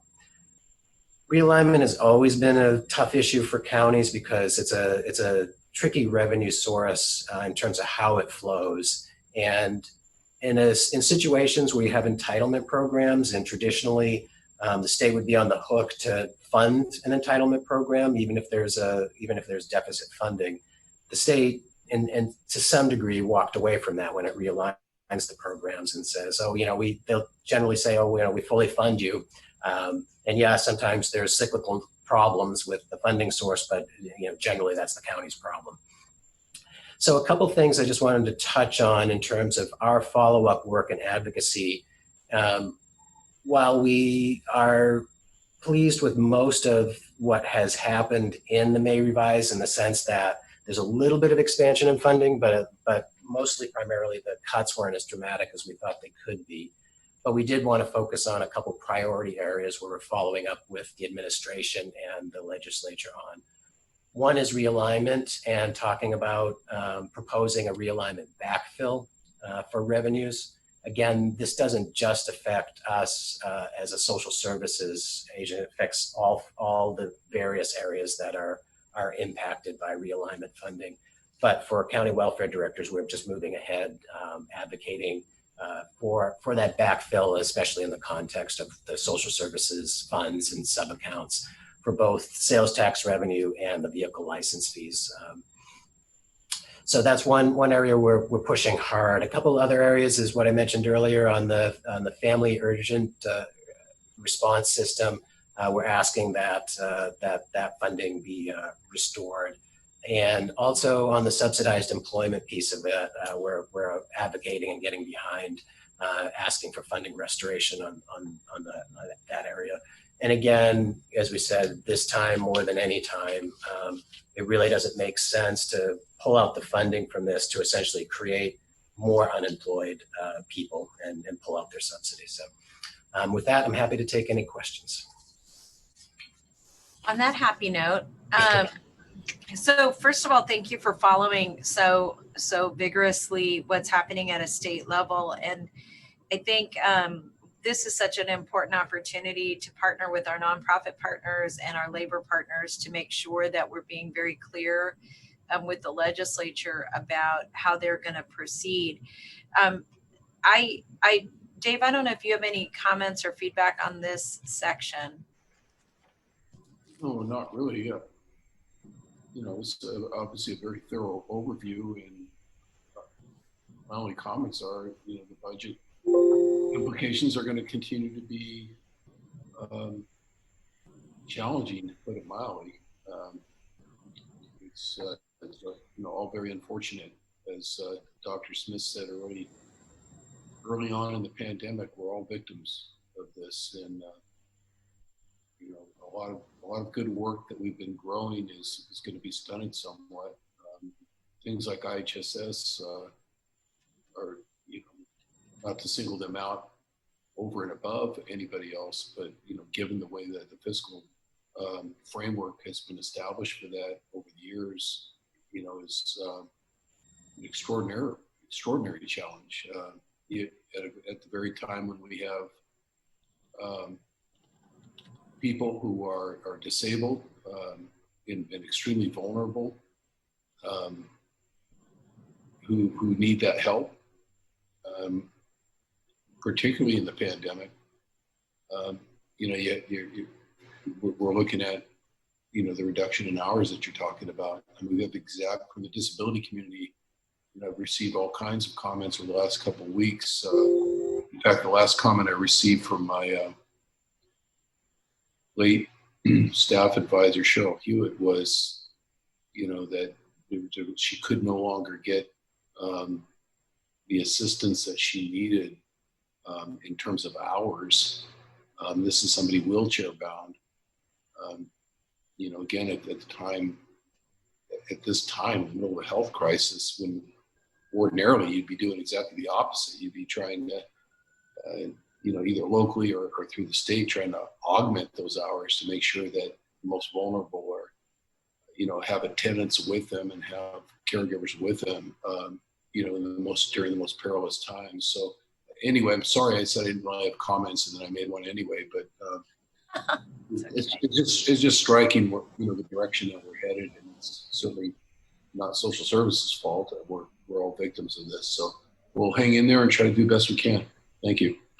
Thank you very much. I think I only wanted to say again a big thank you, but also, I know this means we're going to have to make choices at a local level and think very critically about how we serve the most needy and really protect the folks that are at the very bottom of our community. And by bottom, I mean just the highest need and the furthest to fall, if they're at risk. I also just want to acknowledge, and I'll probably say this a lot, that none of us who are making recommendations about what should or shouldn't happen are doing this with any kind of joy or not thinking about it. One thing I did want to ask is that at the board meeting on Tuesday, we had taken an action some time ago, maybe it was a meeting ago, on the respite care for foster families. And what I was hoping we would see on Tuesday was an action from the board that the board could vote up or down on whether or not we proceeded. It doesn't look like that's the case. It looks like it's the same report that's coming back with just less information in it because we've already looked at the other parts of the report. Are you familiar with that item in particular? Yes. And is it not coming back to the board in the way it was requested for a particular reason? Like, was there a strategy there? Like it's going to be something we discuss as part of budget, or? Yeah, I mean, I think that's really the bottom line, is just the broader context of, the number of different things, not only in our area that relate to the budget, and taking that in the full context. So just providing info. So I think what the board gave direction actually that would include an action item there, but it's not an action item really, it's a receive another report. And what I would just like to recommend is that I'm assuming that this is the staff's response to us saying, whoa, there's a lot happening here, slow down, board. What I would like to recommend is that two things. One, that, and I don't know if Dr. Smith is on, but one is that in the future, if the staff is really telling the board, we don't want you to do this, I think it's okay to tell us that in the moment and then let the board have a discussion, because I think my colleagues thought, as I did, that we would have an action item coming back. But the other is that I asked for a particular item to come back. The staff didn't say, hey, one way to make this less expensive might be to do X, Y, and Z. So I just want to make sure on Tuesday that you are prepared to respond to that question, Bob. I don't want to surprise you, but just to say, okay, I get this is a lot of money. We also have families who've been waiting for this forever. Is there another way to do this? And, and I did ask whether or not there would be any resources beyond the general fund. That was the question that did get answered, that no, this is a general fund issue. So in any case, in the future, I would just say, let us vote up or down on it, or just tell us you're not comfortable bringing it back. But when you do it this way, it's a little confusing about what we should do. Do we just, I don't want to play tennis with you. I want to, yeah. Okay. And I know that's not you, by the way. I know it's like bigger than all of you. I just was saying it to everybody that it's okay to stop us, especially right now, and or come back with an option. Understood. Thank you. And then thank you for that. And seeing no other questions, let us know how we can help, Bob. I know you guys are working hard. I know James has put us to work calling our allies and elected officials at the state level. So we'll look forward to hearing that from you as well. Then let's go to our final item on this, on CFCS. And then we have 2 more items to go. And I know both Dave and I have a hard stop as well. If we could go to our DCSS report, would be great. Thank you very much, Ignacio Guerrero, Director for the Department of Child Support Services. I also have a budget update for FY21 to provide to the committee. Unfortunately, DCSS did not fare as well as some SSA programs. The governor's May revise included approximately a $56 million reduction for the California Child Support Program statewide. The California Department of Child Support Services made a decision to spread out the $56 million funding cut among all local county child support agencies. The methodology they used to determine how to spread out the funding reduction was based on the funding allocation methodology of number of cases to FTEs per county and the corresponding dollar value based on average cost. The threshold is about 187 cases per FTE. Our department's current ratio is about 140 cases per FTE. Based on this threshold, Santa Clara County was deemed to be approximately 19% above the threshold in terms of our funding from the state. State DCSS allocated cuts for counties that ranged between 4% to a maximum of 14%.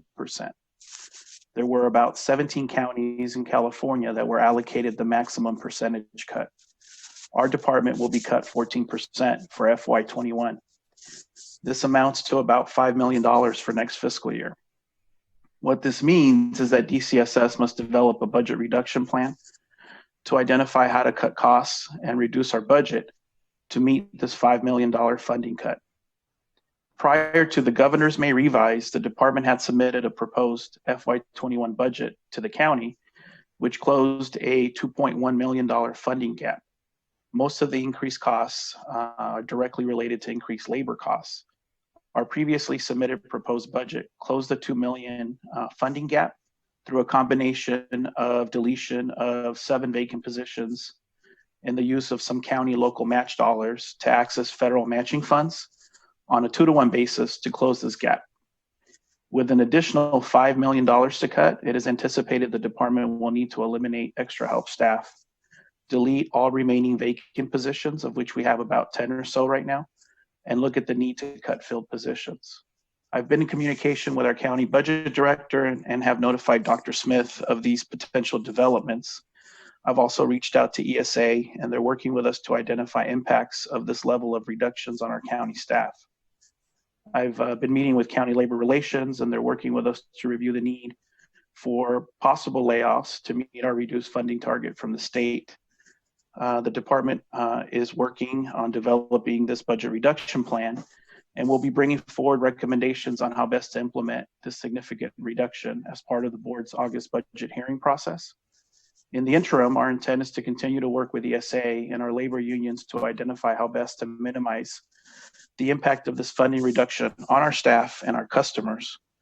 The Child Support Directors Association, CSDA, has been advocating before the Senate Budget Subcommittee as recently as this past Sunday during their 4-hour-long hearing to restore these funding cuts to local county child support agencies.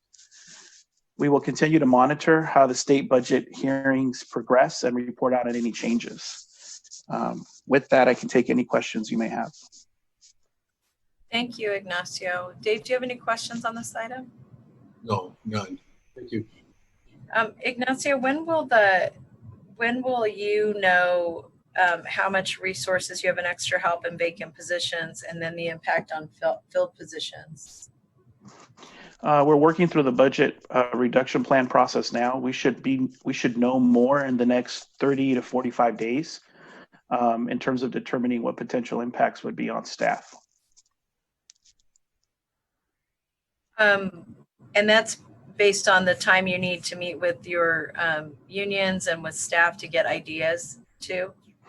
Correct. And part of it is also meeting with labor relations to identify what type of bumping rights staff may have to other county departments to ensure that we minimize any potential negative impact on staff.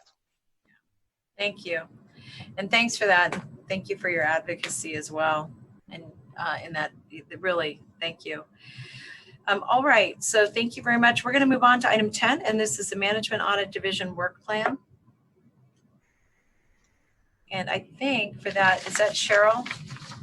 Yes, can you hear me? Yes, we can. Great.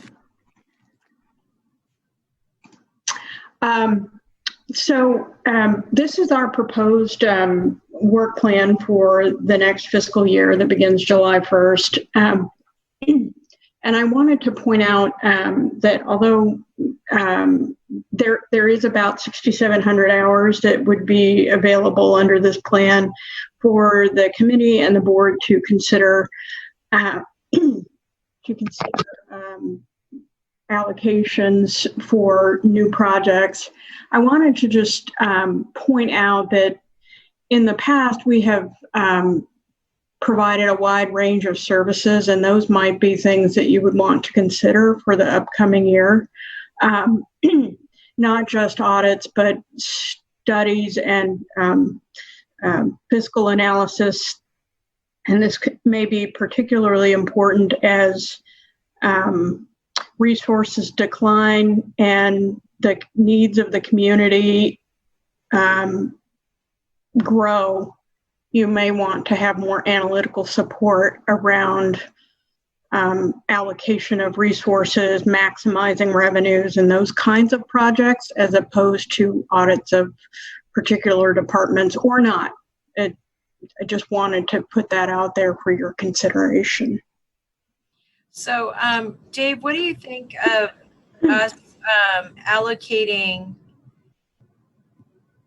additional budget hours to support budget analysis? And the reason is we're going to have an ongoing, the budget's going to be ongoing through, Dr. Smith was telling us at least through August, but I think the work plan you had goes through February. So I'd like to recommend that we have at least 1,500 additional hours dedicated to the budget.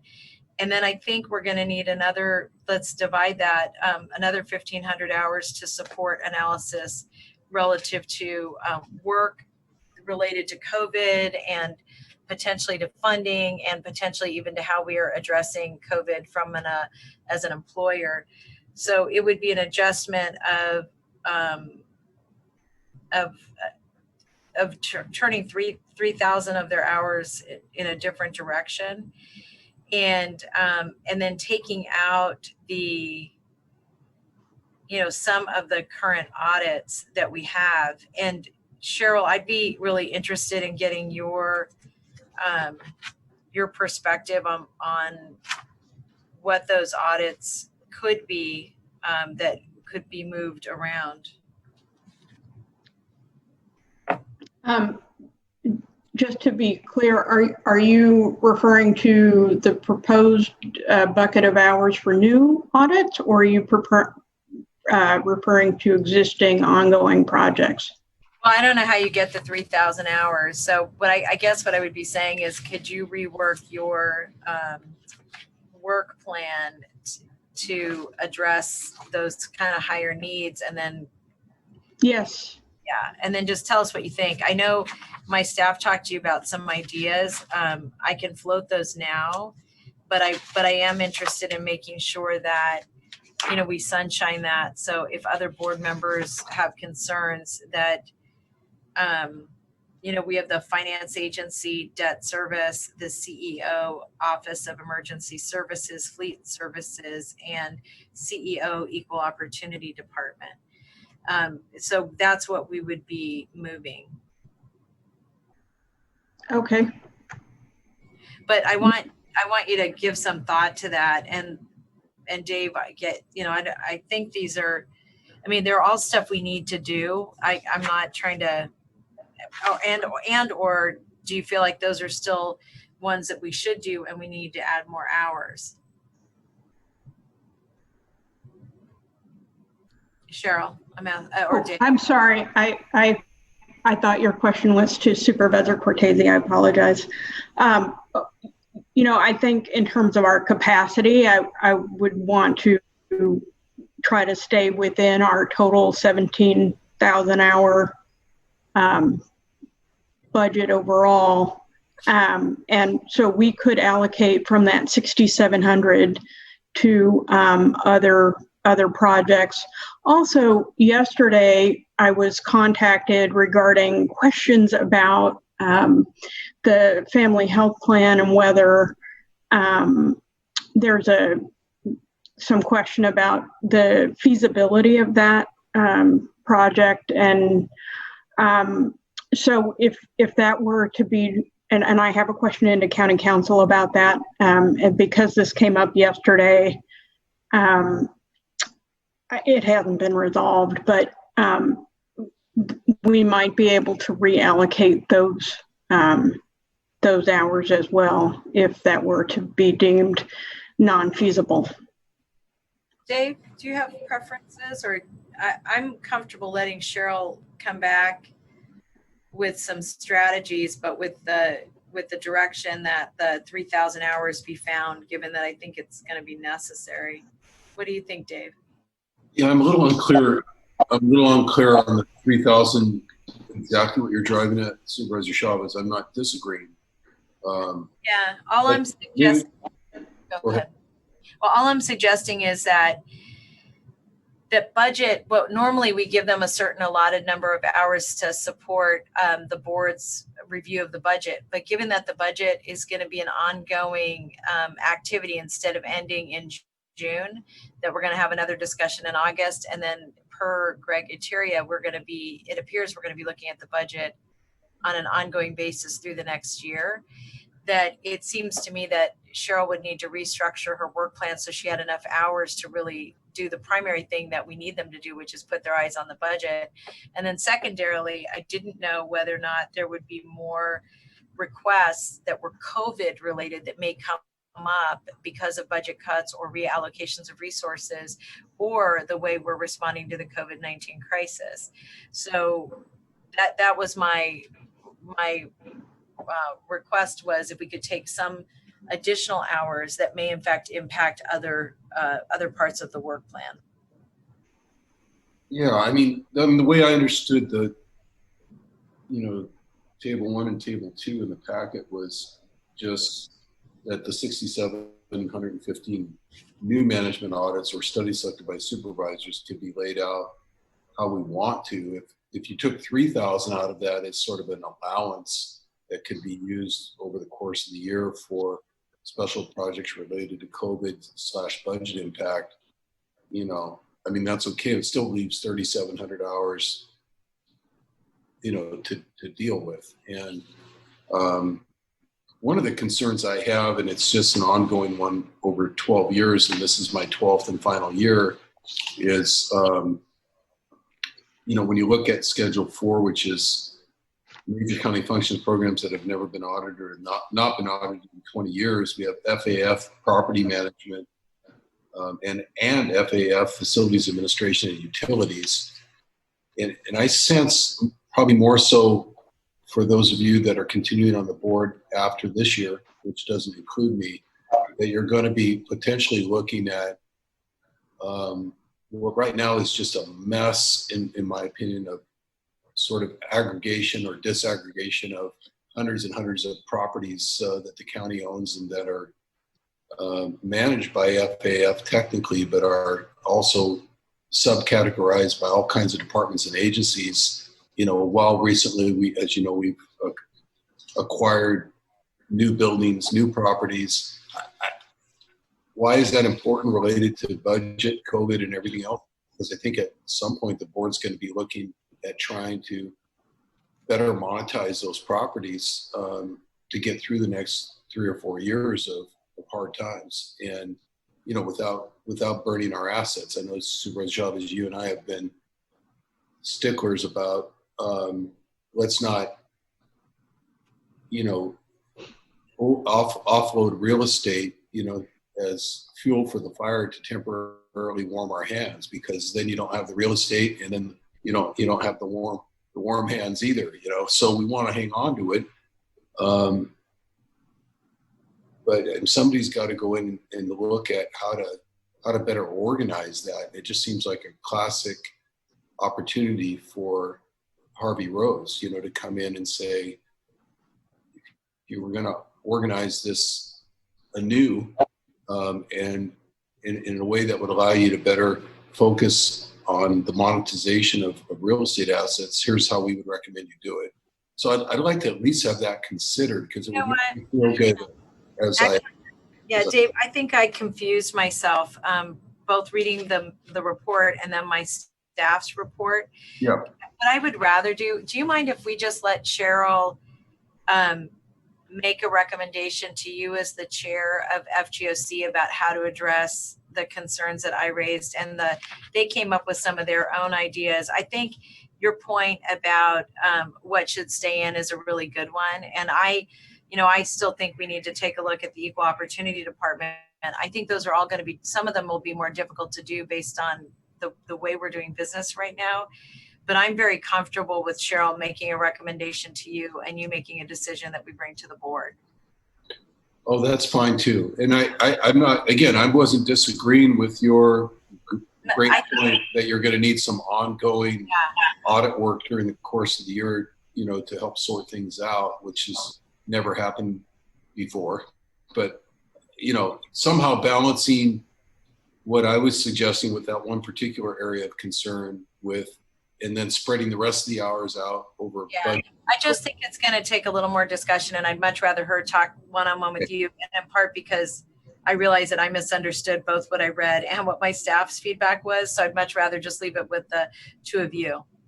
Okay, I'm going to bring that back at the next FGOC CSFC meeting, correct? Yeah, absolutely. Or you could bring it straight to the board. I don't have a preference. All right, I'll discuss that with Cheryl in terms of. And then we're not going to take an action. We'll receive the report. We have no public comment on this. So can we get a roll call on this report? And then we have one more item. And then Dave and I know you and I have one more meeting together with Dr. Smith. So could we get a roll call on that? Direction would be to put it, to receive the report and let Dave work with Cheryl. Vice Chairperson Cortese? Yes, I'll second that motion and vote aye. Thank you. And Chairperson Chavez? Yes, thank you. All right, so we're going to go to item 12. This is our vote by mail adjustment. All right, Shannon. Morning. Going on, I know.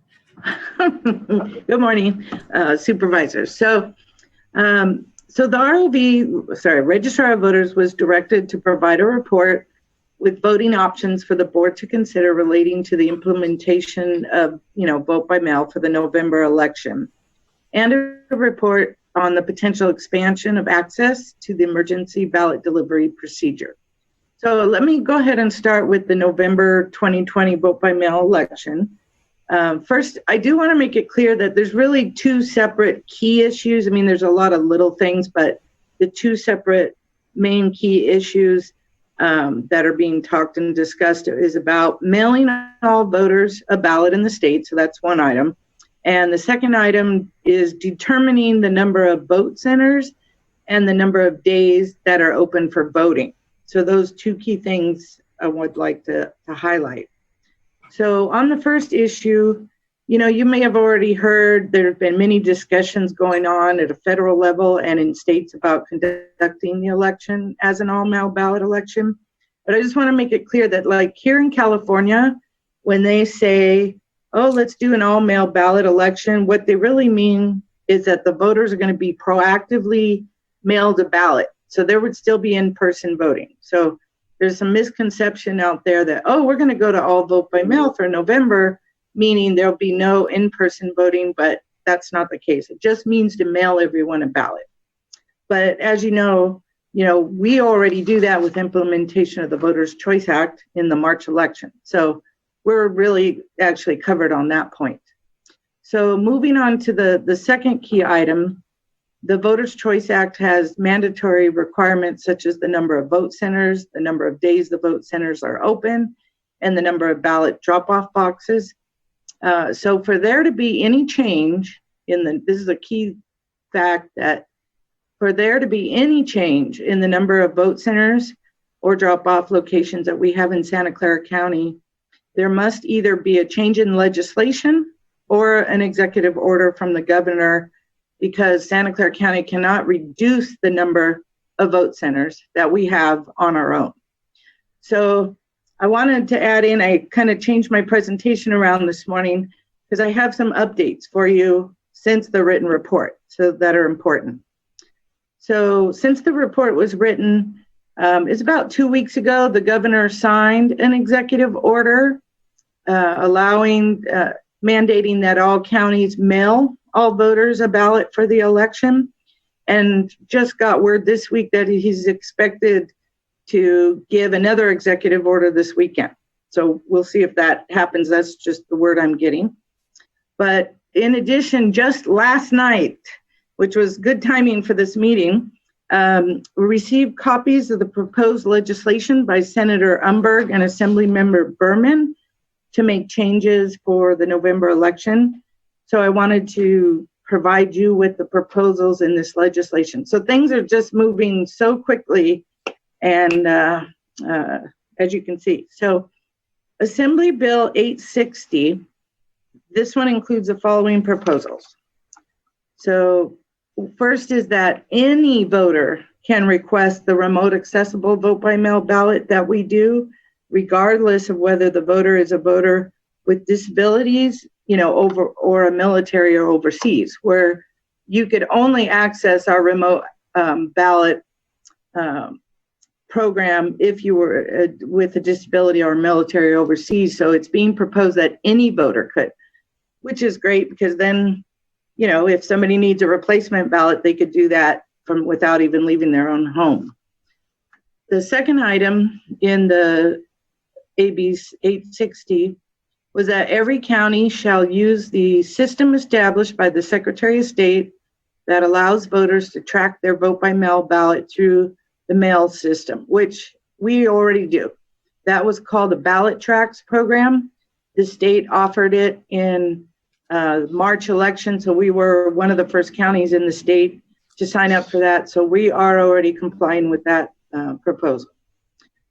The third proposal is that ballots that are postmarked by Election Day and received in our office by the 20th day after the election, or 2 days before we do certification of the presidential electors, are considered valid and shall be counted. So that's a change where right now, remember, our education was postmark +3, then it could potentially be postmark +20. So that would be great to give more time for things to go through FedEx and the mail and to get to us. And lastly, his bill was that we could start processing vote by mail ballots 29 days before the election instead of 10 days before the election. So 29 days, if you recall, is the day we actually mail them. But we always, 29 through the 10 days before the election, we're processing, signature checking, but we're not allowed to open the ballots and then process and do, duplicate or any of those things we need to do. So this would give us more time in the office ahead of the election, not after, but ahead of the election to do it. So now I'm going to move on to Senate Bill 423, which has several proposals. One, it would remove the requirement for our county to open vote centers for 11 days. It would require 4 days. So instead of opening at 10 days before election, which equals 11 days, it would be 3 days before the election, totaling 4 days. So it would open the Saturday before election. So 4 days instead of 11 days. But this bill does not change the number of vote centers that we would have to have open beginning that Saturday through election day. So we would still be required to have 100, vote centers for the 4-day period. We just wouldn't have the 20 vote centers that were open for the first 7 of that 11-day period. So still would have 100 vote centers for the full 4 days, just like we did in March. The counties and the Secretary of State would also be required to conduct voter education and outreach about these new requirements. In addition, the Secretary of State would be required to create a process for counties to receive approval for an alternative plan if they can't meet the minimum requirements. In addition, the Secretary of State would be required to assist counties in finding voting location and recruiting workers. And the Secretary of State is encouraged, so it's not mandated, but encouraged to create guidelines for the use of PPE at voting locations. So that's the end of the updates. All that had happened after we submitted the written report up until today. So really the board, may want to still consider passing a resolution to the governor or the legislature to advocate for desired changes in November. That would, be up to you, and if you want to send this to the board or not, with all of these other changes coming so quickly and proposals. So as far as the voter education and outreach for the November election, if we're the state to implement these changes, we would conduct, a voter education and outreach campaign using the same framework that we used to support and do the March election for the Voters' Choice Act. Many of the activities and advertising to publicize the November election would be repurposed to educate voters about voting by mail and the services that we have, especially like if they change remote accessibility, access, opening it to more voters. And of course, just like we did in March, and we will do for all future election, is to rely on a broad coalition of the community-based partners that we've already developed all our relationships with and always seeking out.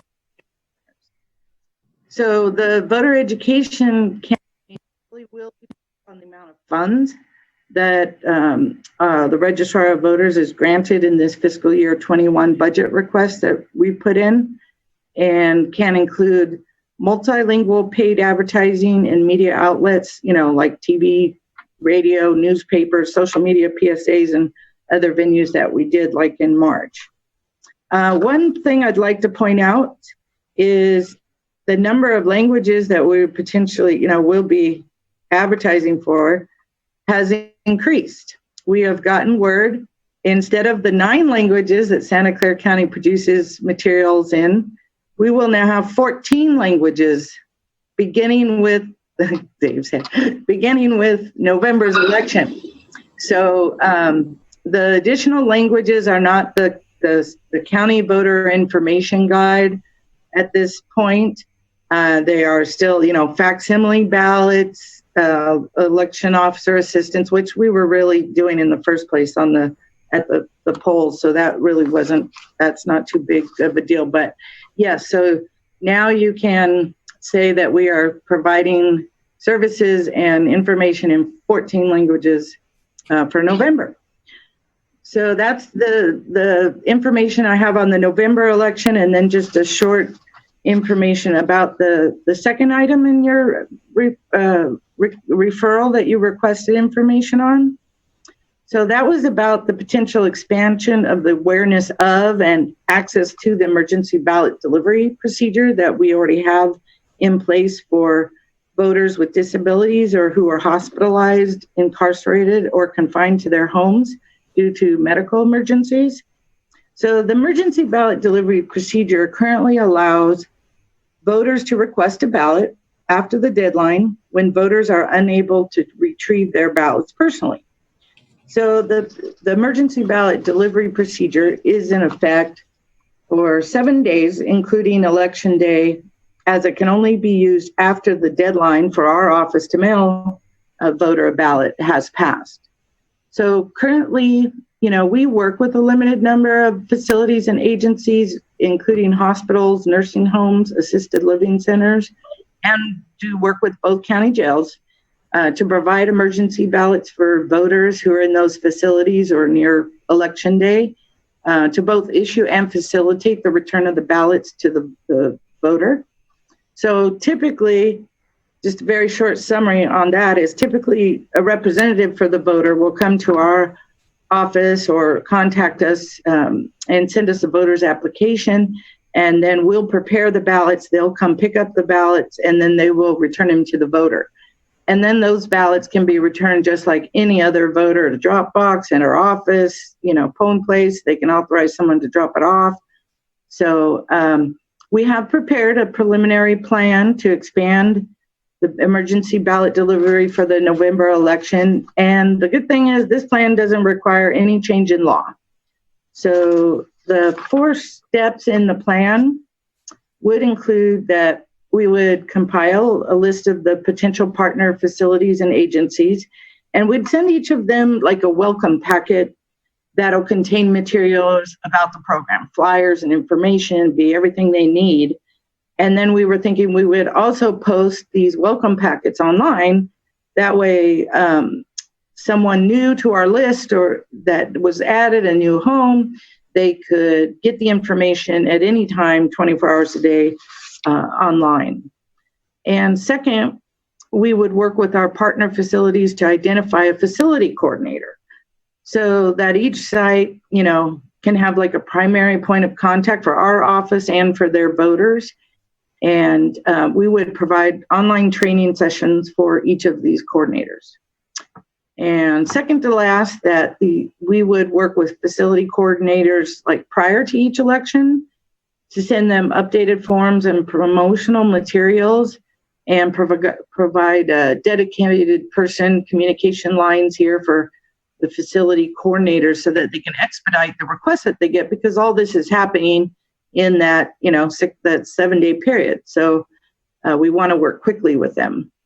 And last but not least, we'd like to, parallel to the work with facility coordinators, we would conduct a public education campaign to inform voters who are not in the care of a facility that the emergency ballot delivery procedure exists. So I thank you for your time on letting me report on, I think it was really great to get the timing on the updates to get the draft legislation. And I also have Matt Morales is here on the line. Hi, Matt, and we're here in case you have any questions that we can answer. Thank you. Dave, do you want to start or do you feel like you have any questions or comments? I do. And the question is just as much perhaps for you, Supervisor Chavez. And the first question I have, and the second one is for Shannon. But the first question is, does it make sense as opposed to a separate referral or waiting another week or something to just ask Shannon and County Council to work together, immediately to get a resolution ready to bring to the board for its consideration? I mean, yes, if board may approve it, board may not, but yes, why wait around? And thank you. Yes, yeah. Close my order book on that one. I would say get it to us as soon as possible. I don't know if there'll be any more special meetings between the 2nd and the 23rd, but maybe there's a place to slip it in there for board consideration so things can keep moving. On outreach, I don't want, I think our this has been a great meeting, but it's been a long meeting and you've given us a lot to consider, Shannon. So I hate to add even more, but maybe this would just be a follow-up item for whenever your next report is to the board. Just be prepared to discuss with us or to share with us with these changes or potential changes happening, whether they're legislative or local. How the heck are we going to do outreach this time? You did such a tremendous and wonderful job with Voter Choice Act, you know, in person. I was at meetings where there was 200-300 people present and, you know, excellent presentations and so forth. Obviously, that's not the world we're in anymore. So I just, again, that's probably too much to talk about right now, but I think it's something that I'm sure my colleagues will want to hear about too. How do we prepare people for what is potentially a lot of changes that might be confusing to them and me? Thank you.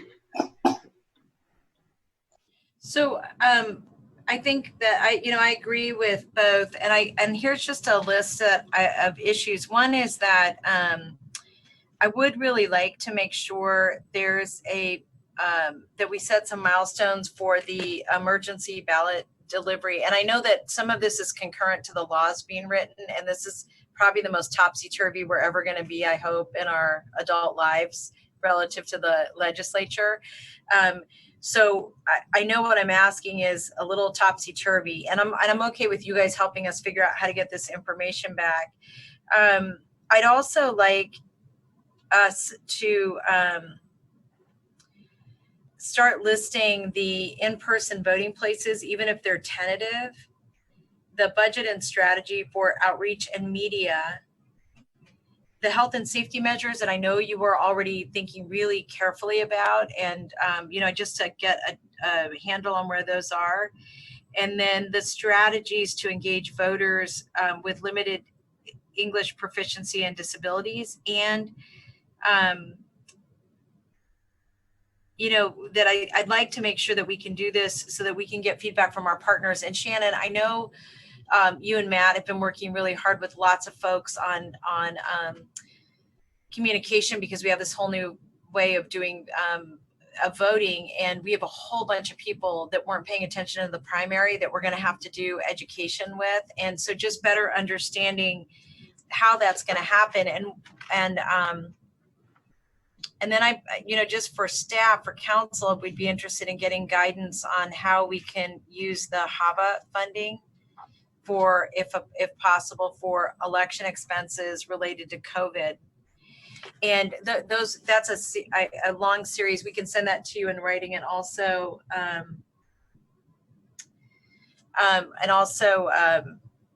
that we have an opportunity to really, use all the groups that you guys are already using, the census groups. You guys are doing a great job on that, but really to better understand that would be helpful. And like I said, we'll send you this list in writing of what I just requested. I do want to just make one other comment, and that is one, I just want to say how much I appreciate you guys really doing this in real time. This is an incredible challenge.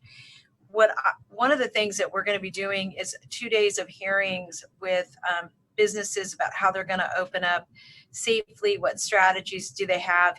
One thing we may want to consider, Dave, and I'm saying, and Jeff, I don't know, or Miguel, maybe I'll toss this to you, Miguel, because I'm not sure. I know Jeff's probably busy doing other stuff too, but if either one of you are available to answer this question, it does seem to me that there is value to us having, at least as part of, not on the 23rd, but prior to any break, if we're even going to have one this year, which I'm not recommending we do, but I think it would be important for us to have some of the key departments explain their COVID-19 service provision strategies. And I think probably none is more important than the ROV from a public communication perspective. I've thought about a couple of other departments, but that one seems really critical. I don't know, Jeff or Miguel, what your thoughts are on that. Miguel has been working with the COOP plan, the continuation of operations plan, having regular meetings with all the staff. So I'll let him respond to that. I think it's a great idea. Yeah, thanks, Jeff. And that's right. You know, we already have, even during this, since March 16th, we've been prepared, and we have a website that tells everybody where we are and what services are provided by which departments. Every week we have a conference call or a COOP call, and we remind people to update us if there's any changes. And then as we roll back and in compliance with both the spirit and the letter of the health order, as we bring people back and provide more services and provide services in different and alternate ways, we will continue to update that website and get the word out that, you know, if you want to know what the clerk recorder is doing today, go to the website. It'll provide all of that specific information. And we can certainly, if the board would like, we can present that to you at one of your board hearings. But you know, please rest assured that all of that updated information is regularly placed on the web for everyone to look at and to keep up. And if you want, like, I can, you know, even send you the link to that website.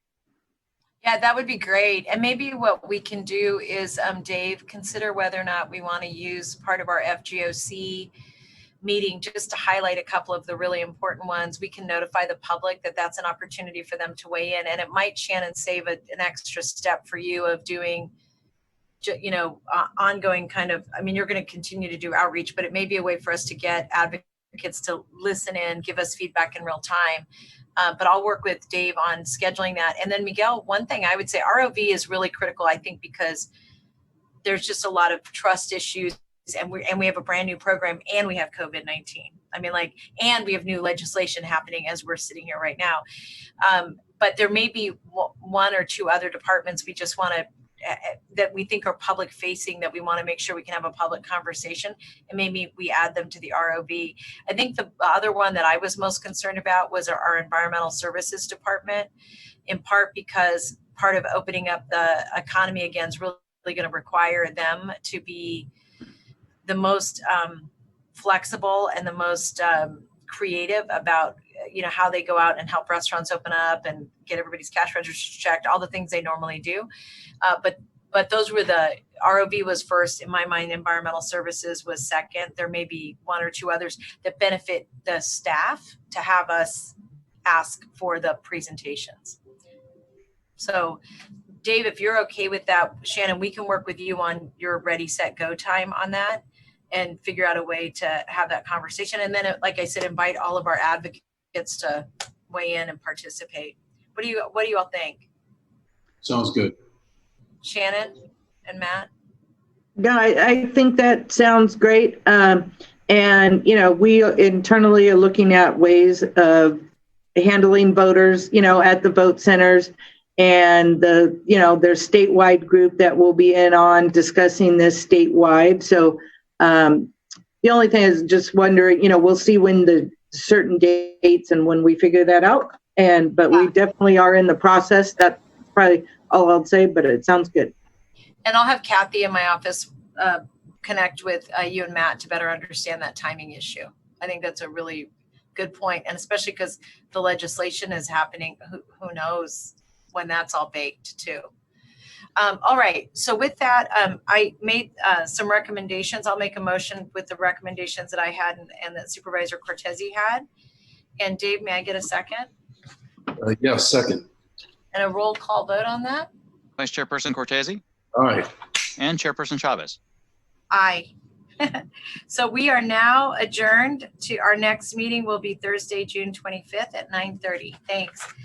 Jeff, I'm going to give you a call real quick, and Dave. Thank you. Everybody have a good day. Good to see everyone.